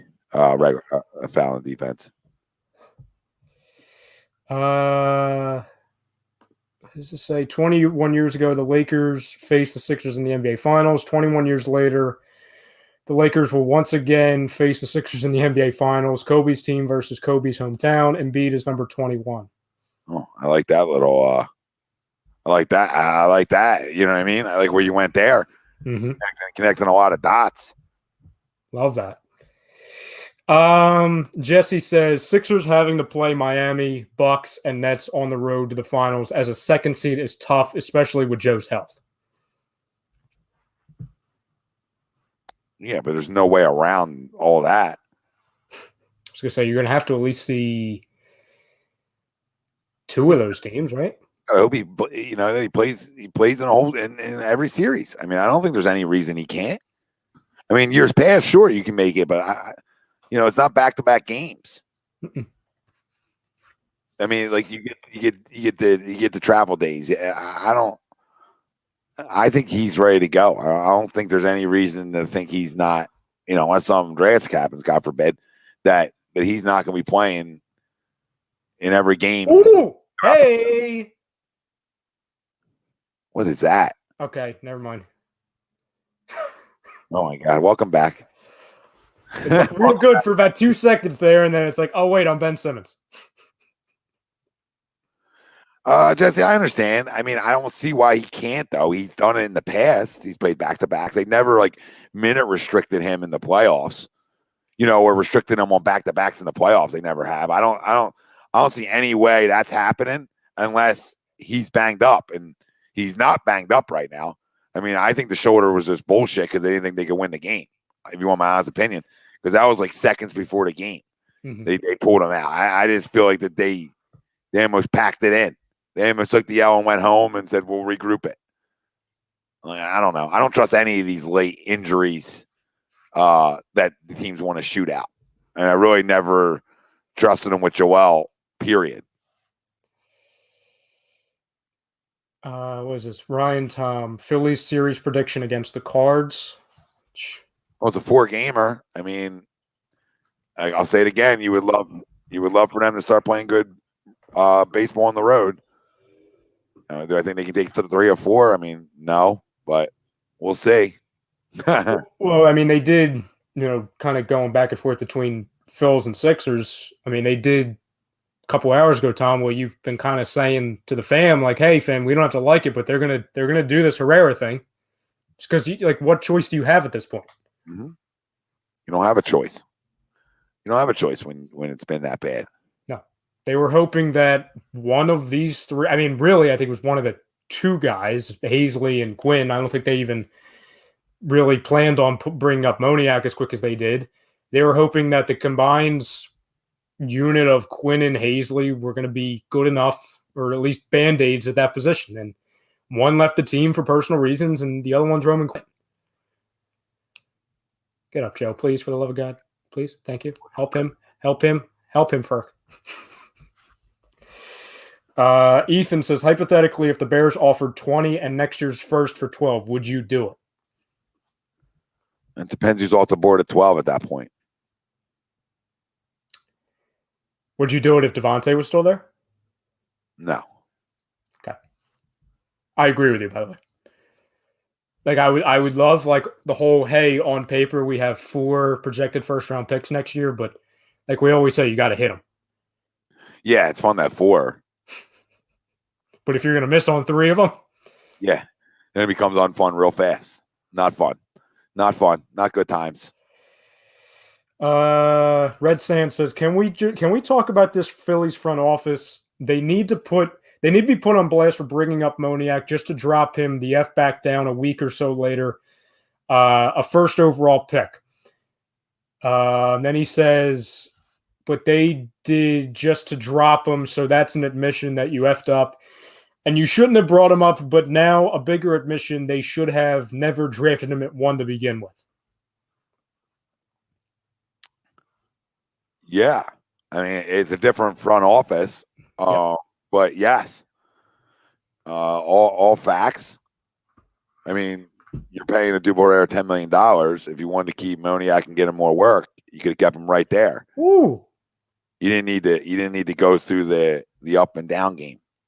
Now, the only thing I'll say is at least he was up getting live at bats here because he wouldn't have been doing anything in the minors besides simulated games right now until May 4th. So, I mean, there's a time to send him down from the play every day. Then that's the then that's the place. You know what I mean? Because he's not going to play every day with Herrera up. No.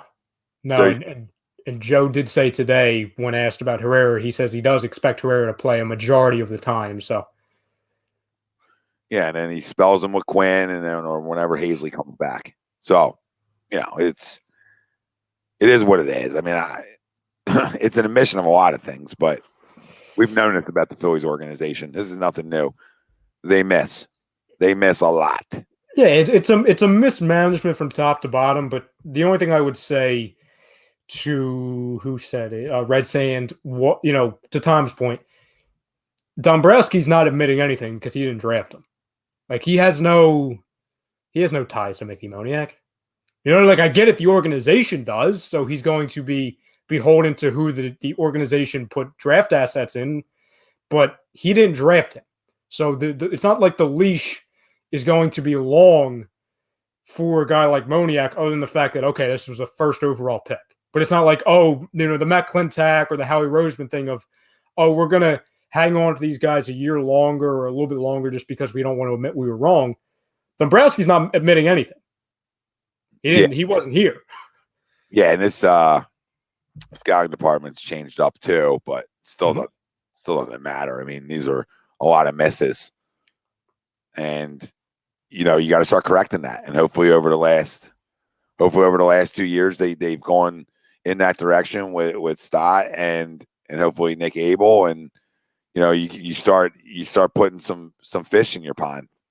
Christ, you can't continue to do this. So I honestly think, and nobody has said it, at least in the chat so far, I think the biggest mismanagement has been with Spencer Howard.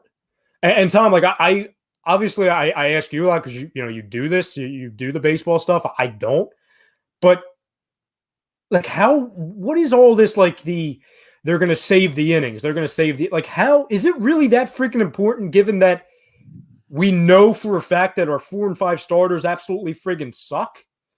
Like, let the guy freaking pitch. I think it's big mess. What's to save the innings? There was no minor league baseball last year. No. So it's not like he pitched and then came up and pitched. So what the fuck are we talking about? So if there's something wrong with them, then shut him down. I just don't know, like, what are we saving him for? Like, are we like Steven Strasburging him? Remember when the Nationals used to do that early in his career? Not at that level. So no, we can't even be Steven Strasburger on him. What we're doing is pretty much admitting that they don't think he's good enough. If you want my freaking trade him. You know what I'm saying? Get him out. Maybe they're trying to. I'm just telling you what I think of it. It's 2 things. Why are you telling me about innings limits and all this when he didn't? All he did was pitch when he came up to the big leagues last year when he got called up. He didn't have a minor league season last year. So where's all these extra pitches? Okay, so right there, you're something's fishy, and then shut him down then, or trade him, because I think you're just telling me maybe you don't think he's good enough. But either way, he can't be worse than Matt Moore and Chase Anderson. No, I know day one, 5 days out, these two suck. I don't know. Listen, Spencer Howard might not be good, but I would like to find that out, please, especially after 2-3 years of saying, oh, this is the guy. This is the guy. Well, I mean, then he arrives and they say, oh, well, he's not the guy, or we don't want to use him as the guy. What? Because I don't think they're confident in him. And I don't know that reasoning besides him not being good enough right now. Can he get better? I guess. I don't know. It's like, are we trying to freaking win baseball games at this point? You know what I mean? Like, I get the Velasquez thing. Like, okay, whatever. They clearly value him way more than everyone else. But how many years, how many seasons do we have to go into it saying, well, this is it. No more Velasquez. And by week freaking 5, oh, look who's starting for us, Vince Velasquez. Like, I feel like he's been on this roster for 10 years. Feels like it. And out of the bullpen, whatever. We've said that forever.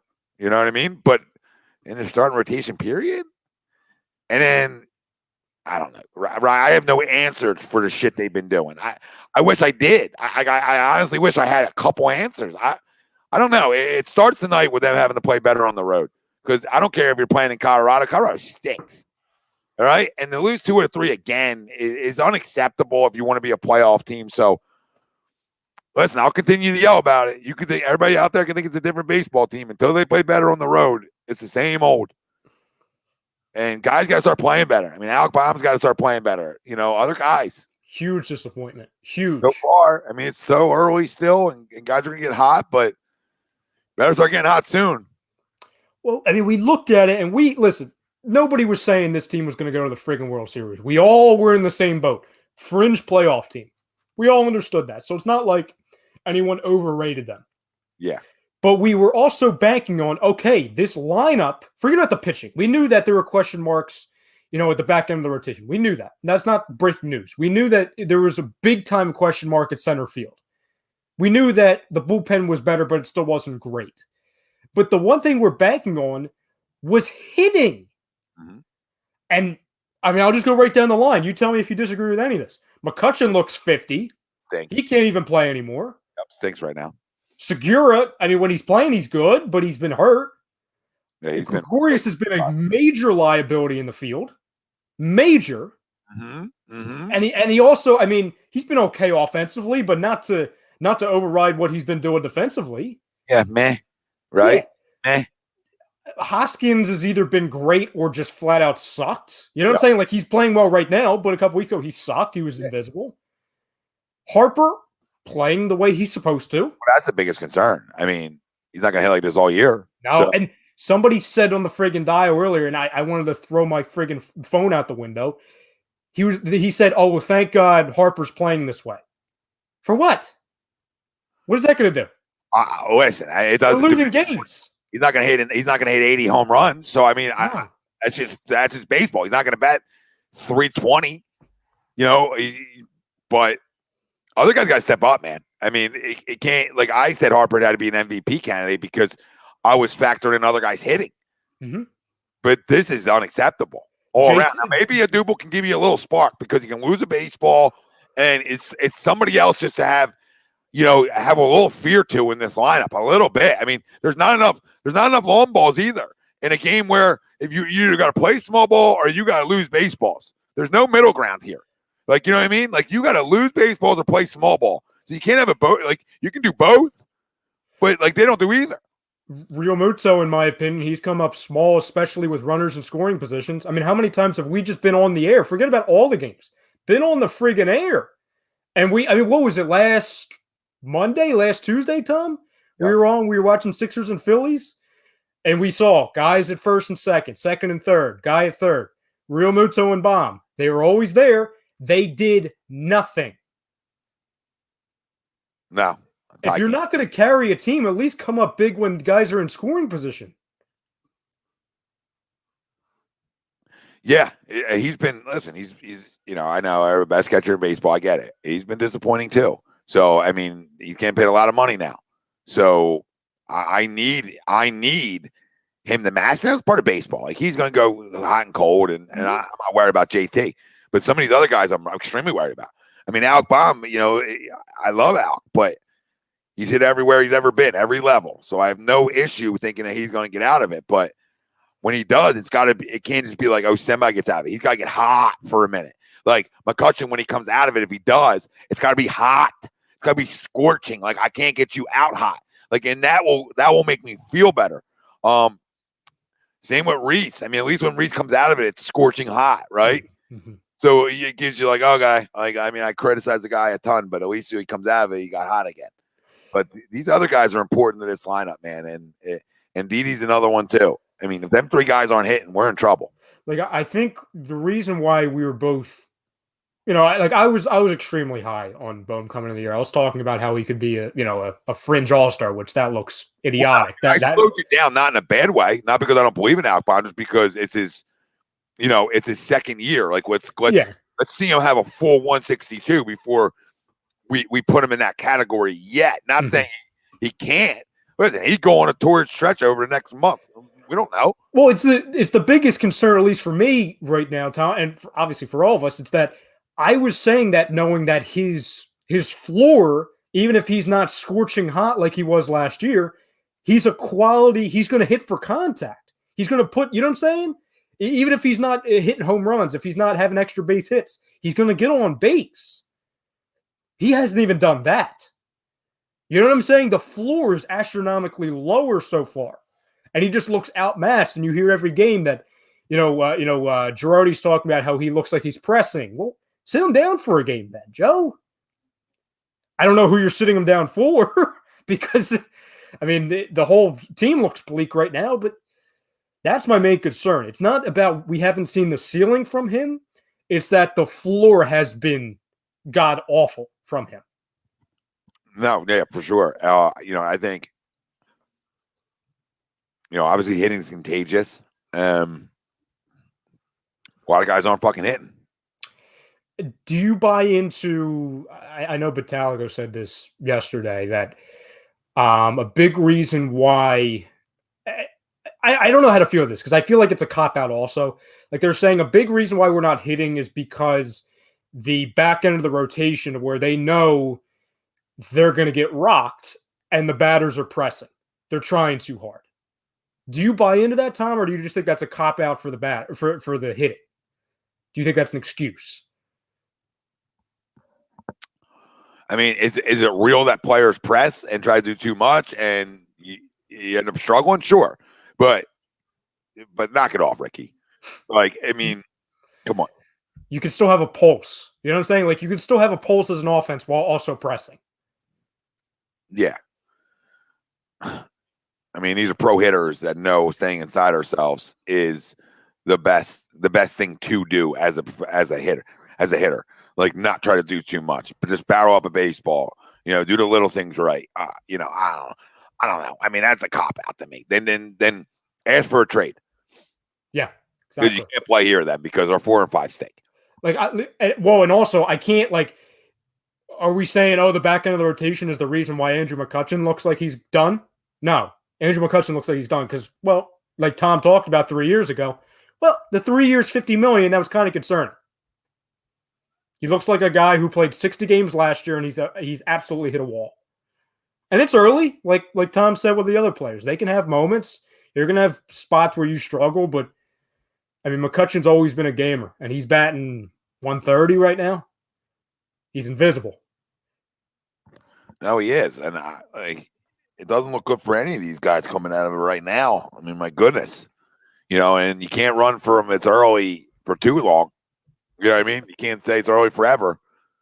What would you say is your biggest positive you've seen in the Phillies kind of favor so far throughout all this, this stretch? Like the one thing that you're still that's still giving you the light at the end of the tunnel. You know what I mean?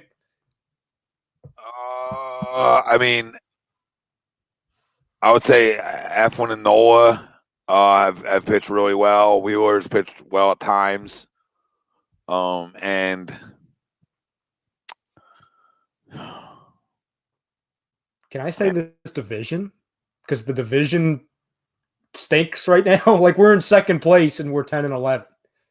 yeah, that gives you a little bit, but then you expect that some of these teams to get hot, and then where's that put you? Yeah. Well, that's the one thing. It's like I take it as a positive because it's not like we're buried. It's not like we're 6 games. Well, hold on, let me see how many games back we are. We're 1 game back, so it's not like we're in a hole. You know what I mean? We're not 7 games back. So it's like, okay, it buys us some time to get our act together. But to your point, like, the Braves aren't going to continue to struggle. The Mets, their rotation isn't even friggin' healthy right now. So we're like, you can bank on all these things. Like, the power's better for certain teams. The rotation's better for certain teams. It's like, well, the Phils, other than, like you said, Nola, Eflin, Harper, and I don't know, I guess Maton, like, other than that, nothing's really clicking right now. There's a lot of huge question marks. Yeah, and I don't know where they fill these out at right now. No, and that's the other thing I feel like a lot of people are getting carried away with, that, oh, Dombrowski's, he's got to make a move. Do we have 7 moves we can make right now? What? Like, where do we start? Like, what move is going to solve all these issues right now? I don't think you can ever go wrong. You can never go wrong with another starting pitcher ever.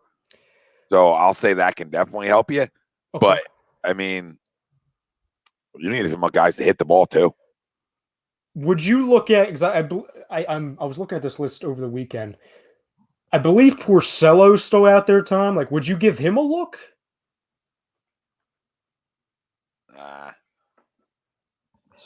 MLB. Meh. No. Oh, I'll be looking to more make a deal now. Oh, okay. Oh, okay. So you're not looking at the free. Okay. Nah, fair. I'm not going to do anything I want.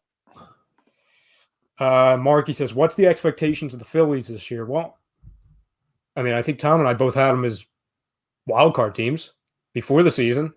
Yeah, I mean, right now their expectations are exactly what Vegas had them at, is a 500 team again. Yeah, sure. No, Red saying, I think Tom and I are in the same kind of boat here. We're done with the reunions for a little bit. You know what I mean?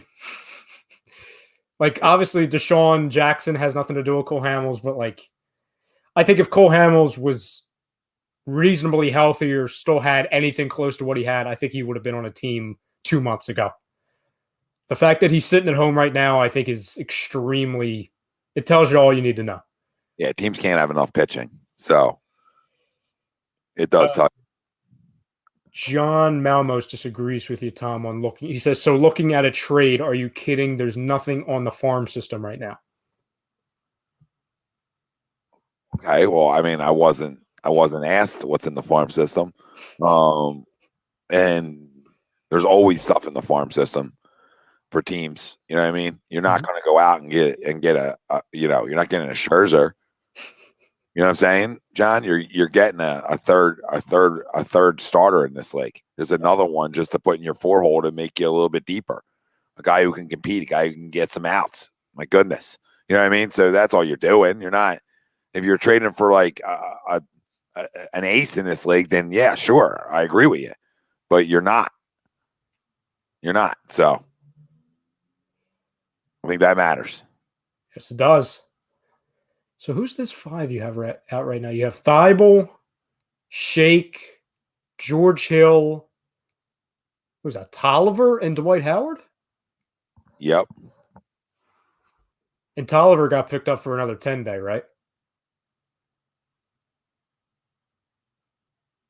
Did he? I think so. Has it been 10 days already? Jeez. Yeah, I believe so, yeah. Dwight's played well in the first half. Yes, he has. Or sorry, the first quarter. Listen, that would be important. Listen, if we can get away with only playing Joe 20 minutes tonight, that would be huge. Huge.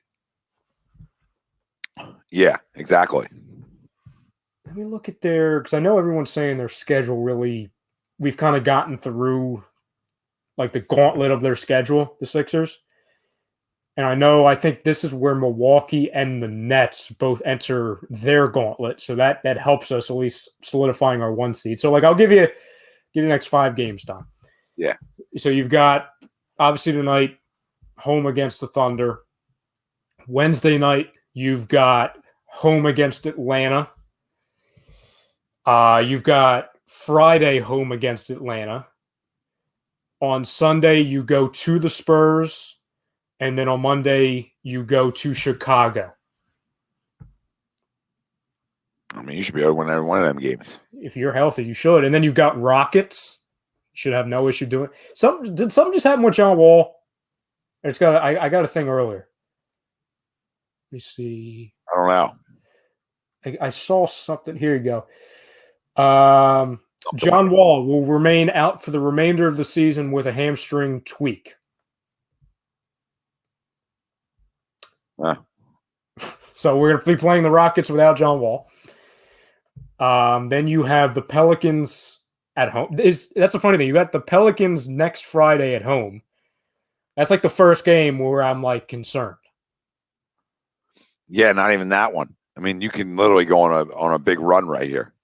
Yeah, then you've got Pistons, Pacers, Miami.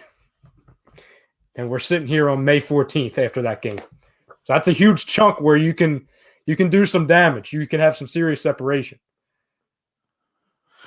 You hopefully can, and I know, like you said, they have their gauntlets of a schedule, and they play each other too. So, Bucks and Nets. Oh yeah, I'll look at them real quick. Yeah, they play each other. I think they play each other twice. Let's see, Bucks schedule. Would you say Red win 9 of the next 12? I'll take that right now. I think you can win more than that, though, if healthy. If healthy, I think you can take a couple more than that. Yeah, you're gonna have an off game because it's basketball, but I would love going a little 10-2 run to finish off the season. Feel really good about ourselves. And then the postseason, especially after 4 straight losses. So you've got Bucks at the Hornets, at the Rockets, Bulls. The Bucks play the Nets this Sunday and next Tuesday. So they have a back-to-back against them. Yeah. So that's huge. Yeah, you hope they split each other up there. Split each other up. Let's see. Did he say that? Who? Robert California. Did you guys see Doc said Maxey is definitely getting minutes in the playoffs? Oh, should. We've talked about, Doc does like to run a little bit longer of a bench than a lot of coaches do in the playoffs. So I want to put it past him. If Shake is struggling, if he continues to struggle, and B, if he's struggling in the playoffs, you shouldn't blink an eye of putting Maxey in there. Like that, another missed jumper by him. On cue. Yep, perfect timing. 0 for 3 tonight, so it's not going to buy you a lot of playing time. Nope. If I look at one guy who's trying to play himself out of playing time, it's Shake Milton. Yeah, because no matter what George does, he's going to play. Oh, God, you have to play him. One of the only guys off your bench alongside Dwight that has experience. Yeah.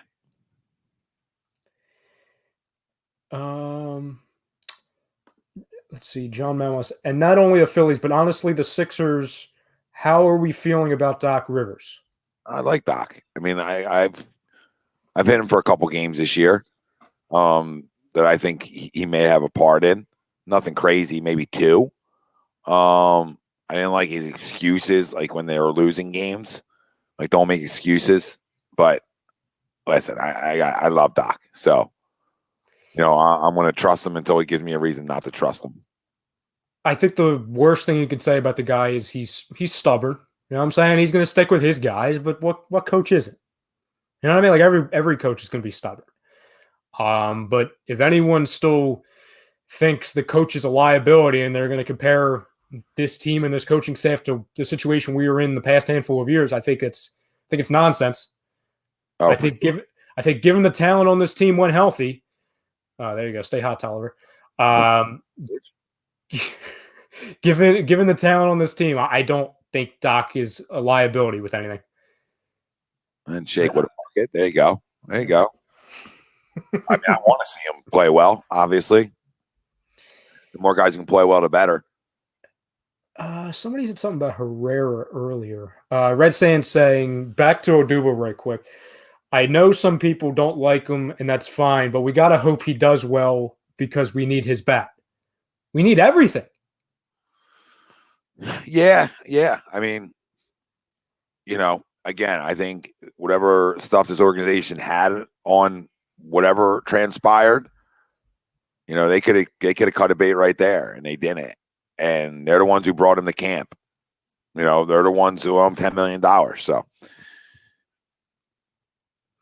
I just don't. I think know what else to say about it. Like, it is what it is. Like when you try 3 guys and you're getting 0 production, you have to. You're in. You don't have a choice mode.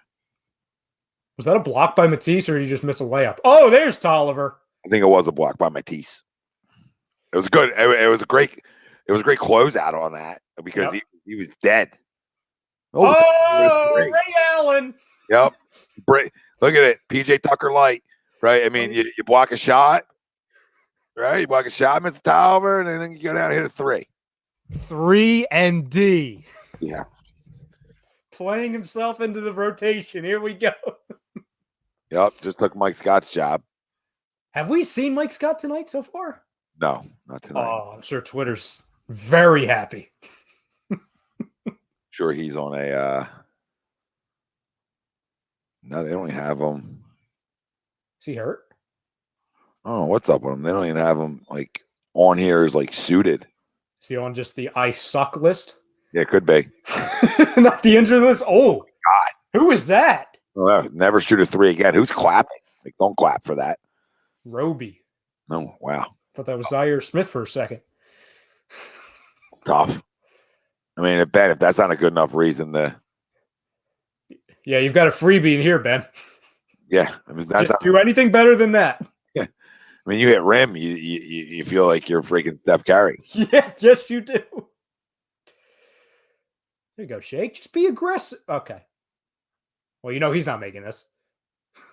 No. No, he's already made 2 of them tonight already, so he's definitely making it.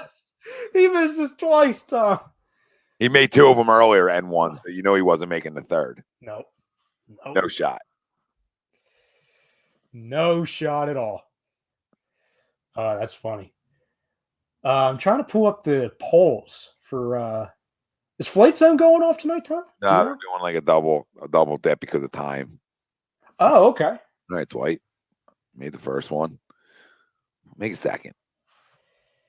I had their other poll up. Hold on. Let me go back. See here. Let me scroll up, see if we missed anything. The Eagles were smart to trade back. I don't even know if we can answer that until they. Can we even answer that until we make the pick?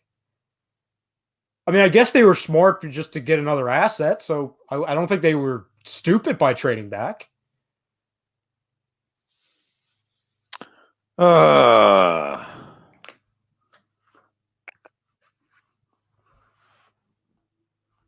I'll say they're smart because they got an extra first. So, what I mean? It's smart. It's fine.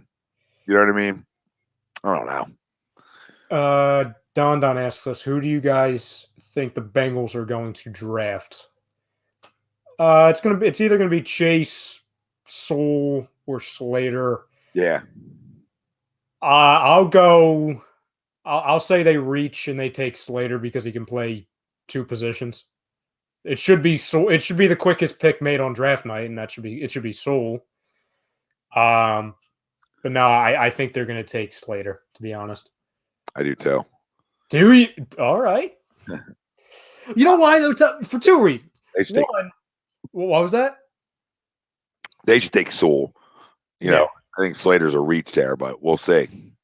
I think they're going to do it for two reasons. One, because of the whole hey, he can play two positions thing, and two, because they're always that conservative organization. You know what I'm saying? It's like the safe pick. It's the Giants when they took Andrew Thomas last year because he was the can't miss. He was the safe guy, even though he didn't have the highest ceiling.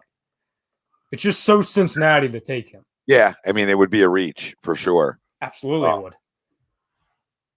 That'd be shocking because there's going to be so many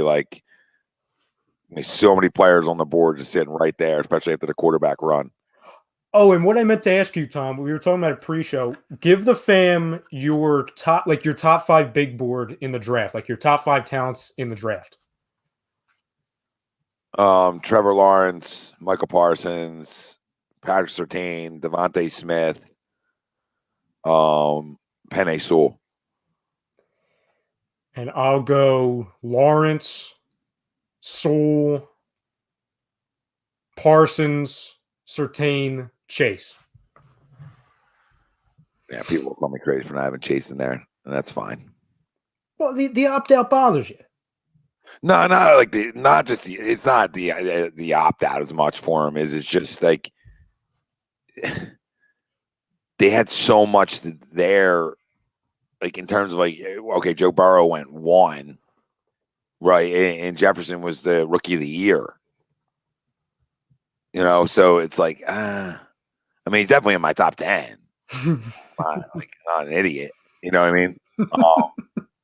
But plus, when I have one guy I like better than him in Smith, it's hard to have them both in my 5, right? And you only name one quarterback, right, in your 5? Yeah, only one. Same. I'm sure people have an issue with that. I just don't think there's. I think there's one guy, and listen, out of every 5 picks, you're gonna have 2 or 3 that miss. Oh yeah, it's just the way it goes. I don't like the Zach Wilson BYU 1-year starter out of like I said, out of BYU going to New York. Don't love that. He can have, he could be making all kinds of crazy throws and pro days all he wants. That's fine. I don't look at him that he's number 2 overall pick. But to Tom's point from earlier, you see that every year. Quarterbacks are going to go high, so it's whatever. But he's not a top 5 talent. Trey Lance, I love his potential, but you're going to have to wait a couple years for him. He's like the Jordan Love of this draft. So just based off of that, and also Tom, you and I were talking pre-show. There's so many unknowns based off of the kid just because he hasn't played that much. I can't even say with a straight face that Mac Jones is a top 10 talent to me, let alone top 5. And Fields, I just don't know. I like him, but I think there's better talent ahead of him that aren't quarterbacks. Yeah, for sure. Agree. Don says, question. Fellas, give me 5 players in this draft that can be multiple Pro Bowlers. There you go. I gave them to you. There you go. I was going to say, rewind 30 seconds, Don. Israel. Sorry, real quick. You're good. They own $10 million this year.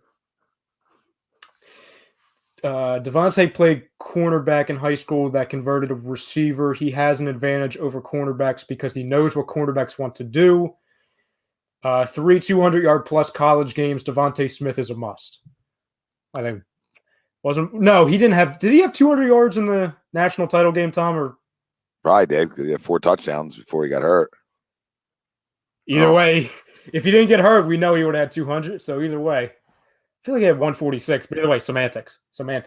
Yeah, I mean, I'm not gonna. I have no disagreements. Israel, you know how I feel about DeVonta Smith. So it is a win-win if you're able to get him. Yeah, if he falls at 12, that's a freaking huge win.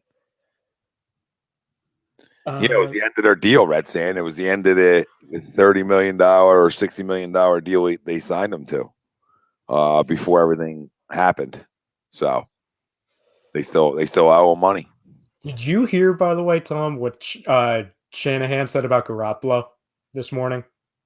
No. I want your reaction to this badly. He says, so he was asked if he could guarantee that Jimmy Garoppolo would be on the 49ers roster on Sunday after the draft. Kyle Shanahan's response was, quote, I can't guarantee that anyone in the world will be alive on Sunday, so I'm not going to guarantee that anyone will be on the roster on Sunday. That escalated quickly. Wow. I'm talking about death. I guess he's not a Jimmy Garoppolo guy. Just say no comment, Kyle, Mr. Shanahan. Like, I mean, hit us with rock, paper, scissors. Over that.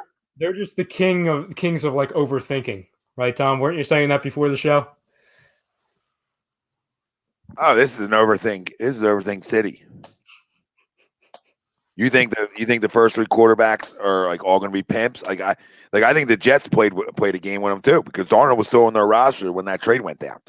So I think the Jets messed with them a little bit too, where they might have thought they can get Kyle Wilson and then because Sam Darnold was in the media guide. Yes, he was. For the Jets, and there was big speculation like, oh, maybe they're keeping him. Well, that deal happened before that, and then he's. You know what's happened since. So maybe the Jets mess with him a little bit. And now they're in like, oh shit mode. And these guys are reaches. And I wouldn't be surprised if they took Justin Fields because they're leaking that they want the other two guys. Like, you know what I mean? Like I could see them doing that. Like, oh yeah, well, this is the guys they want. The Niners haven't narrowed to these two guys. Okay. Like watch them take Fields. Just to try to screw with other teams. No, you watch what we didn't name an even crazier scenario, Tom. Watch, they friggin' trade out of the pick because they're selling to teams that they're going for Jones or Lance, and you've got a team that wants Jones or Lance. You know what I'm saying?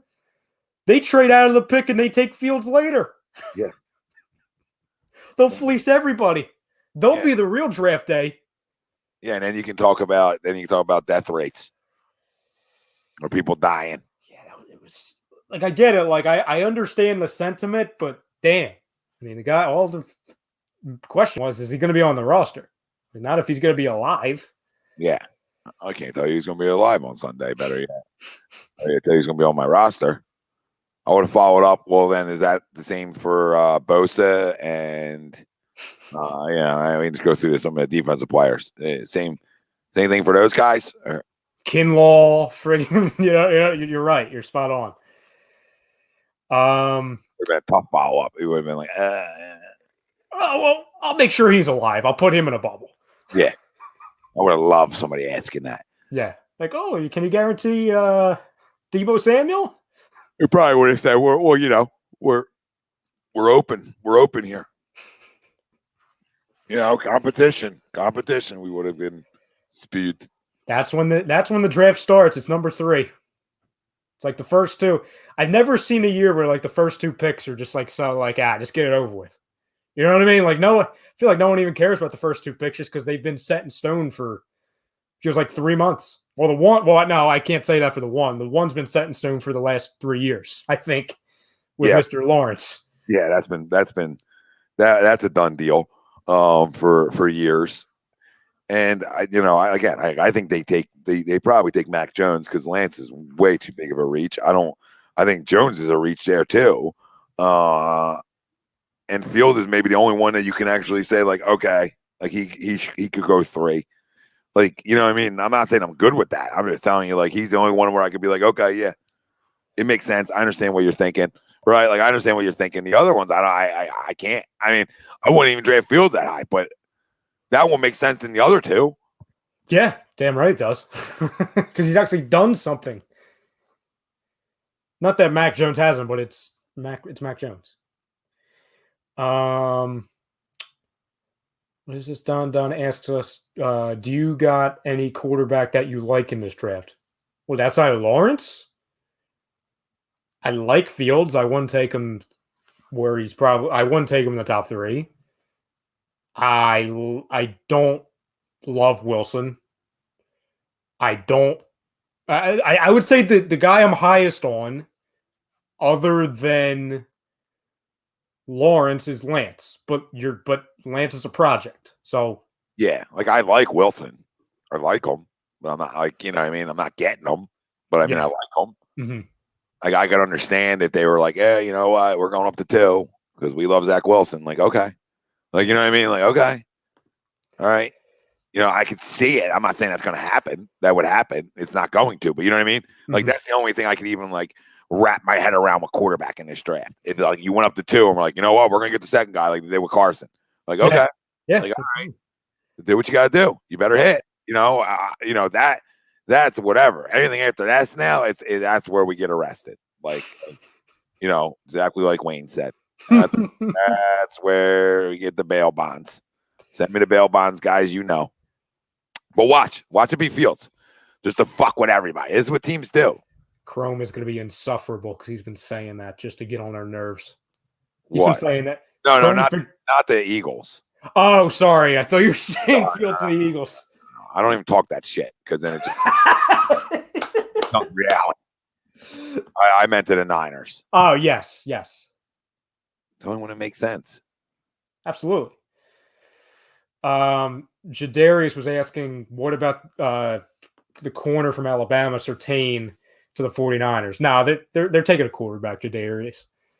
Now, Tom and I think, Tom, you said it, on Thursday when you were on with the boys on Birds with a Feather, that, like, if you're the Falcons, you would think about possibly taking either Parsons or Surtain there? I would think about it, yeah. I would. It might go, but that's fine. Yeah, I mean, people tried to tell me a couple weeks ago, oh, that's too high. That's too high for a cornerback, number 4. Even though Okuda went 3 last year and Ward went 4. Like, I don't care. Like, unless it's a friggin' center or like some position, or like I said, like a tight end or something. Like, if corner is a biggest need and he's that type of a guy, or Micah Parsons is that type of a guy, who cares if he plays linebacker or corner? Yeah, I mean, they're both pimps. So, I mean, and I even said it about Atlanta at 4. Like, would they shock people and go Fields if you know what I mean? Like, nothing would surprise me. That's all my point is. Like people say, oh, there's no shot. Like, okay, nothing surprises me on draft night. Like nothing. Like nothing somebody can say would surprise me. Mm-hmm. Period. No. Period. Like, everybody thinks Atlanta's taking Pitts. They could end up taking Chase. They can take Jamar Chase. There's nothing stopping them from taking Jamar Chase. No. There's nothing stopping them. I mean, we assume that's who they're taking. They can take Penei Sewell. We don't know. Mm-hmm. We don't know. It's not guaranteed. We saw a Philadelphia Eagles team take a quarterback months after extending their franchise quarterback. Nothing's off the table anymore on draft night, ladies and gentlemen. No. Especially for us. I mean, like nothing. There is no such thing as 0% chance. No. There's no such thing as 100% chance, and there's no such thing as 0% chance. No. And that's what's scary. What was that? Yeah, it goes for everybody. Yeah, that's right. Outside of the one and 2 that we know, we know Niners are probably going quarterback, but we don't know which guy. Atlanta, we don't know. Bengals, we don't know. Right? Miami, we don't know. We can assume things, but we don't know. We can tell you where we think they should go, but we don't know. We're very good at telling you where guys shouldn't go. You know what I'm saying? Yeah. Like, I see K.O. Farley drafted in the top 10. I scratch my head, right? Like, there's things that you could see. Where does Slater go? Does he go top 10? Oh, okay. I scratch my head when I see J.C. Horn going over Surtain. I scratch my head when I see friggin' Mac Jones going over Fields. But I won't be shocked by it. No, not shocked at all. Not shocked at all. Don says, I heard the Vikings want to trade up with the Lions. I wonder who they would want. It's got to be defense. I mean, they're not going to take here we go again. I mean, I say they're not going to take a quarterback, but are they going to take a quarterback? Like, Tom and I were joking before the air, and I said, well, God, I mean, if Fields is still there at 11, I know that they still have Daniel Jones, but, I mean, I think you and I, Tom, would take Justin Fields just because it's not saying much, but right now, today, this second, Justin Fields is better than Daniel Jones. Probably. And I'm not a big Fields guy, and probably is. Mm-hmm. Well, listen, it was fun. It was fun getting draft week started, and there'll be plenty more where this came from. It can only go down from here, Tom. Yeah. Maybe we get enough. Maybe we get enough. I doubt we do. But stay tuned for the Sports Hounds, and a little Flight Zone, a little combo show, coming up here at 8:15. So go run to the bathroom, do what you got to do, and get on back. All right, you can hear Brink miss picks live, and then you can see what Brad wants, where Brad thinks the Giants are going at 11, which is about Fields. which is the pick right in front of us. But go enjoy them, soak it in, hit that like, hit that subscribe for his family, turn on all your damn alerts. You got 18 live shows here on A2D Radio across numerous platforms. Everywhere you're at, we're there. Sixers up 13. So let's just get a dub tonight. And Tobias right off his foot. He wanted to play soccer. Good concentration. And let's go Phils tonight.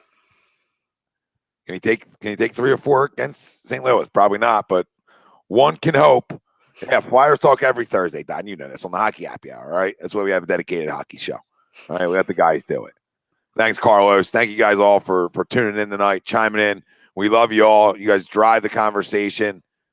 Like I said, go Sixers, go Phillies, and hopefully Hello Darkness does not show its ugly face around the 9 o'clock hour on Thursday.